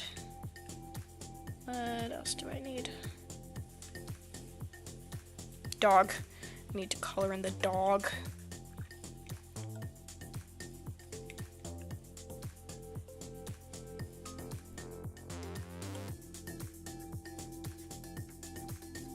To be fair, people don't normally buy raw glass other than specifically windows. Plexiglass tends to be more used for commercial use.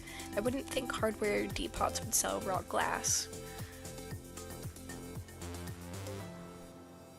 Here's the thing, some people do woodworking projects where they build things and they want to include windows into them. So you kind of need glass for that. And they had a glass cutting station, like they had a plexiglass and glass cutting station at Lowe's. It just, for whatever reason, they decided not to stock the glass. I guess not enough people were buying it.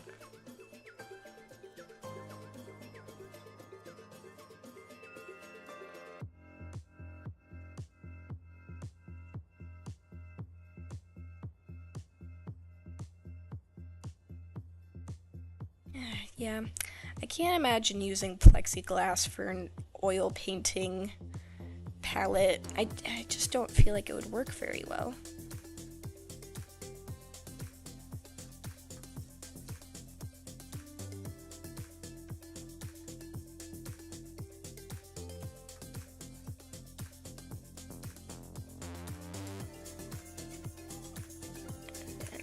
Red collar for the dog.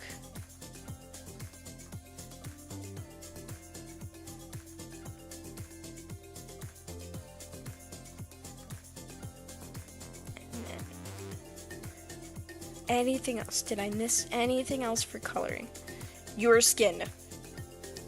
That was intense, but I need to color in the skin for that person right here.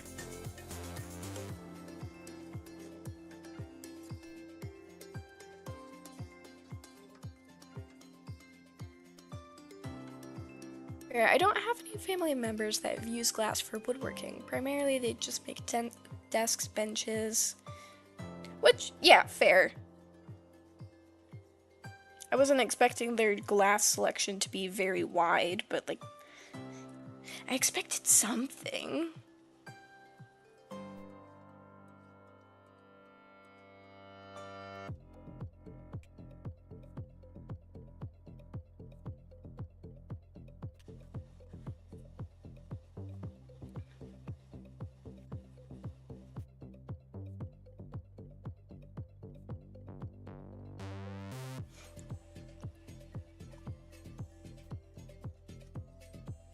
Okay, let's get these people into the scene.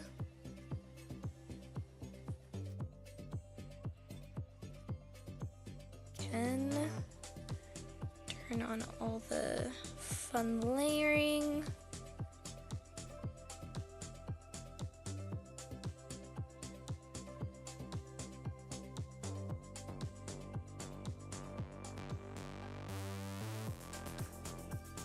This needs to go up here just for a second so I can hit normal on that and grab this color.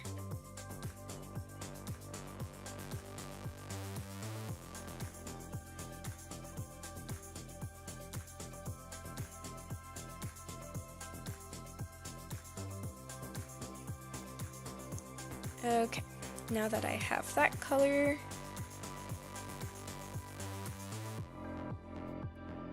let's add some slight shadowing to these people.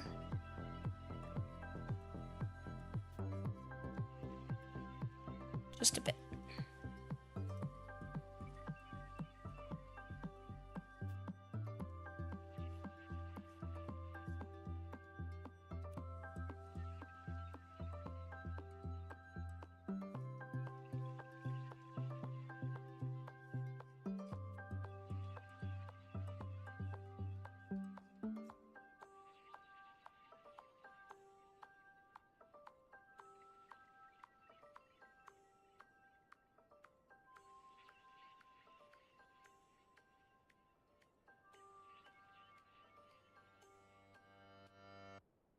We're so close to finishing. Just need to add in the small details, and then we're good.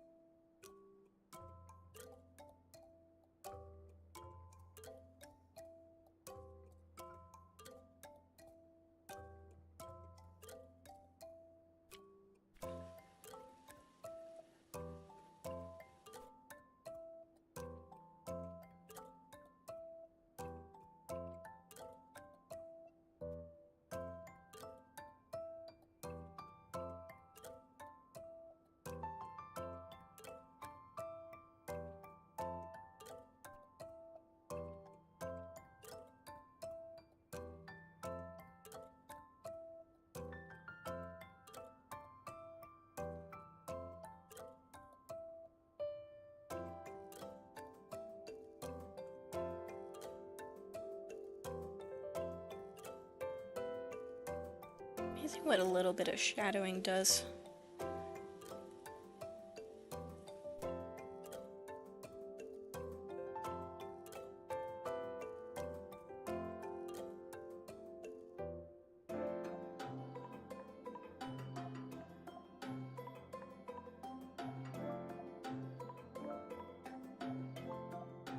Yeah, you run to get your ice cream. How's your gelatinous cubes coming? I know you won't be able to eat them right away, but hopefully they're forming nicely.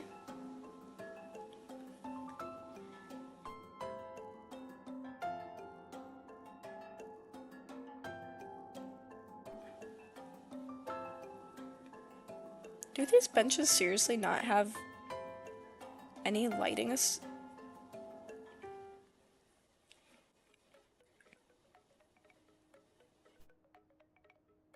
Why don't they have shadows associated with them? Seems silly. Ooh, I'm making them for potluck tomorrow. Very nice. Hence the cubes.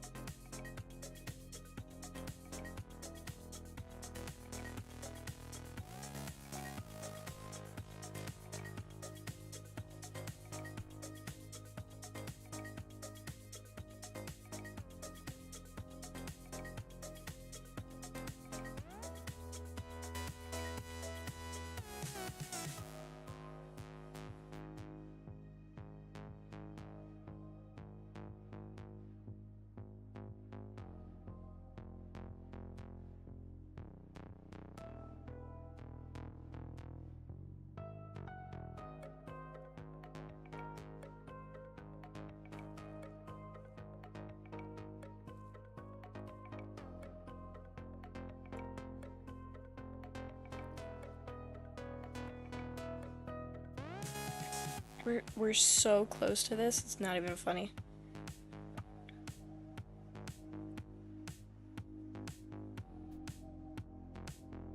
Just need to have this.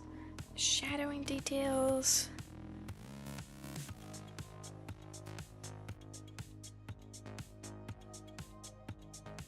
Details. Sidewalk details.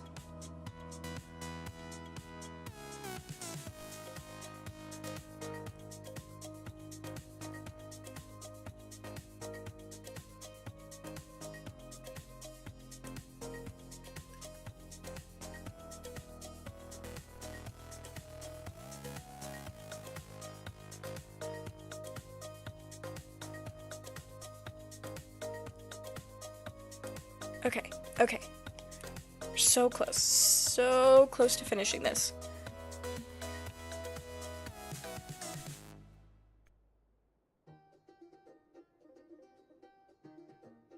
They are smelling delicious. Excellent, excellent. I'm glad, I'm glad.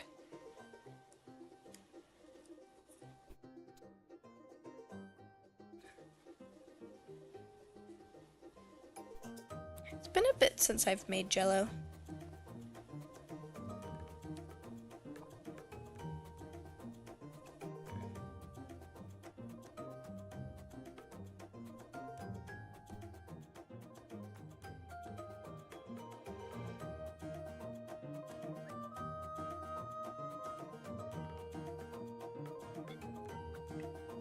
Okay, grab that color. Turn on that again. And then draw on our details.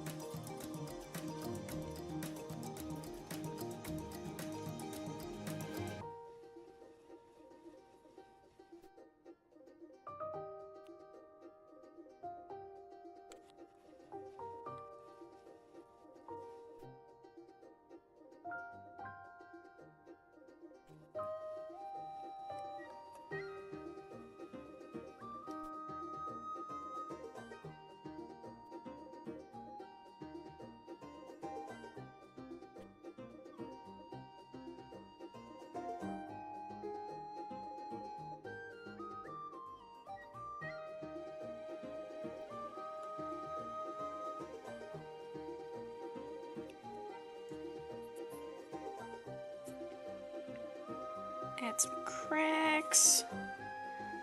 And then Need to make sure that the people aren't in front of things that they shouldn't be in front of. I think we can call this good.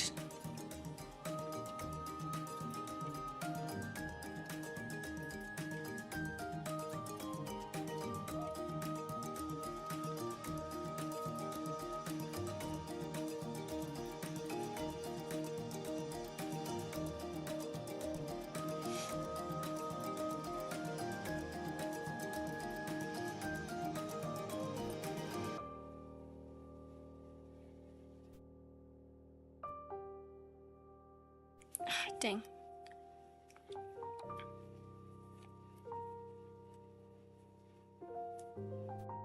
I need to grab this color again.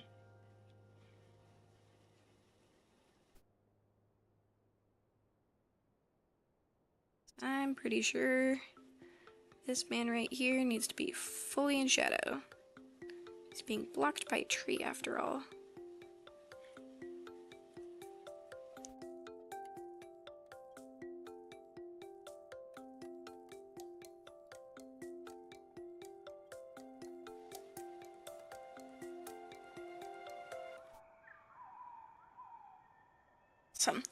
Okay, and what else?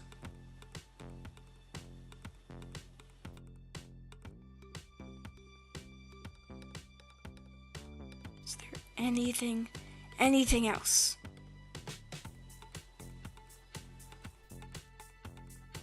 Oh, right.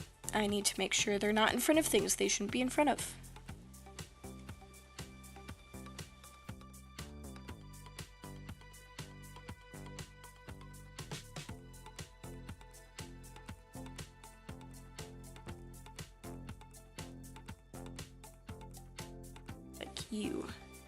You are in front of pole. You should not be in front of pole.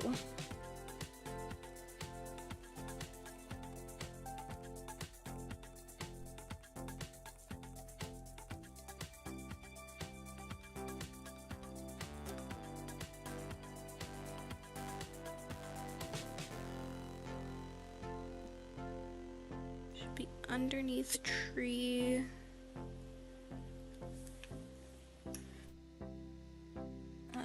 Anything else?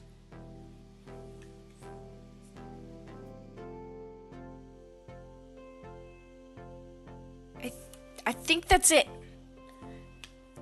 I think this is complete.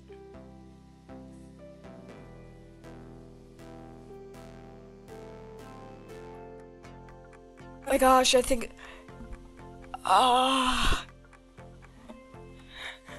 think we're good. I think we're good. Oh my gosh. You know, this is the first time I've saved in 3 hours. I need to stop doing this to myself. Oh, it looks so good. Alyssa, do you watch JJBA? What is JJBA?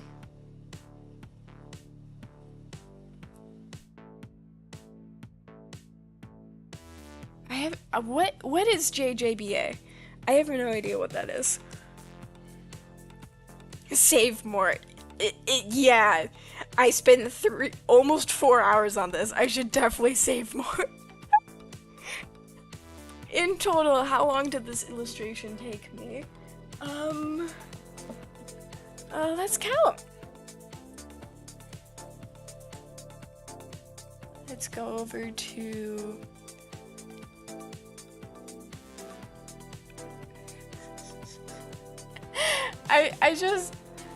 I just got into the, honestly it was closer to 4 hours that it took me to save that. I just was in the zone. I forgot that saving things was a thing. Okay, so we started this a month ago, almost, actually 2 months ago. So 2.5, so that's 5, 7.5, 10. That's close to 3, so 13. 15.5. 18. I spent 22 hours on this.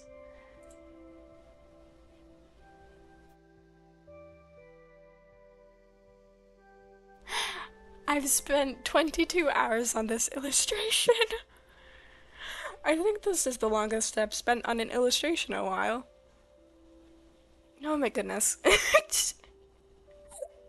I am so glad to have finished this. I need to print this for Comic-Con. Alright, well, JoJo's Bizarre Adventure. I have not watched much of JoJo's Bizarre Adventure. I watched like a tiny bit of it, but not much. Alright, well, thank you so much for joining me in watching this and hanging out with me and keeping me motivated, because if I had not been streaming this, I definitely would have stopped like 2 hours ago. I will be streaming again next week. We'll work on something new. Hopefully, at that point, I'll have finished the illustration, or not illustration, the animation that I've been working on for way too long now.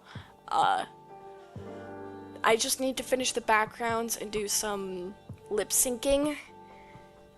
There's a couple things to do, but I'll have that animation hopefully finished next week, and then I'm not sure what we're gonna work on next week. Maybe we'll do some hangout in Minecraft. It's been a little bit since I've played Minecraft on stream. That might be what we end up doing. I'll figure it out, then maybe make a poll. Anyway, thank you so much. We'll stream again next week at 8:30 p.m. EST. And until then, have a good rest of your day. Alright, see you guys later.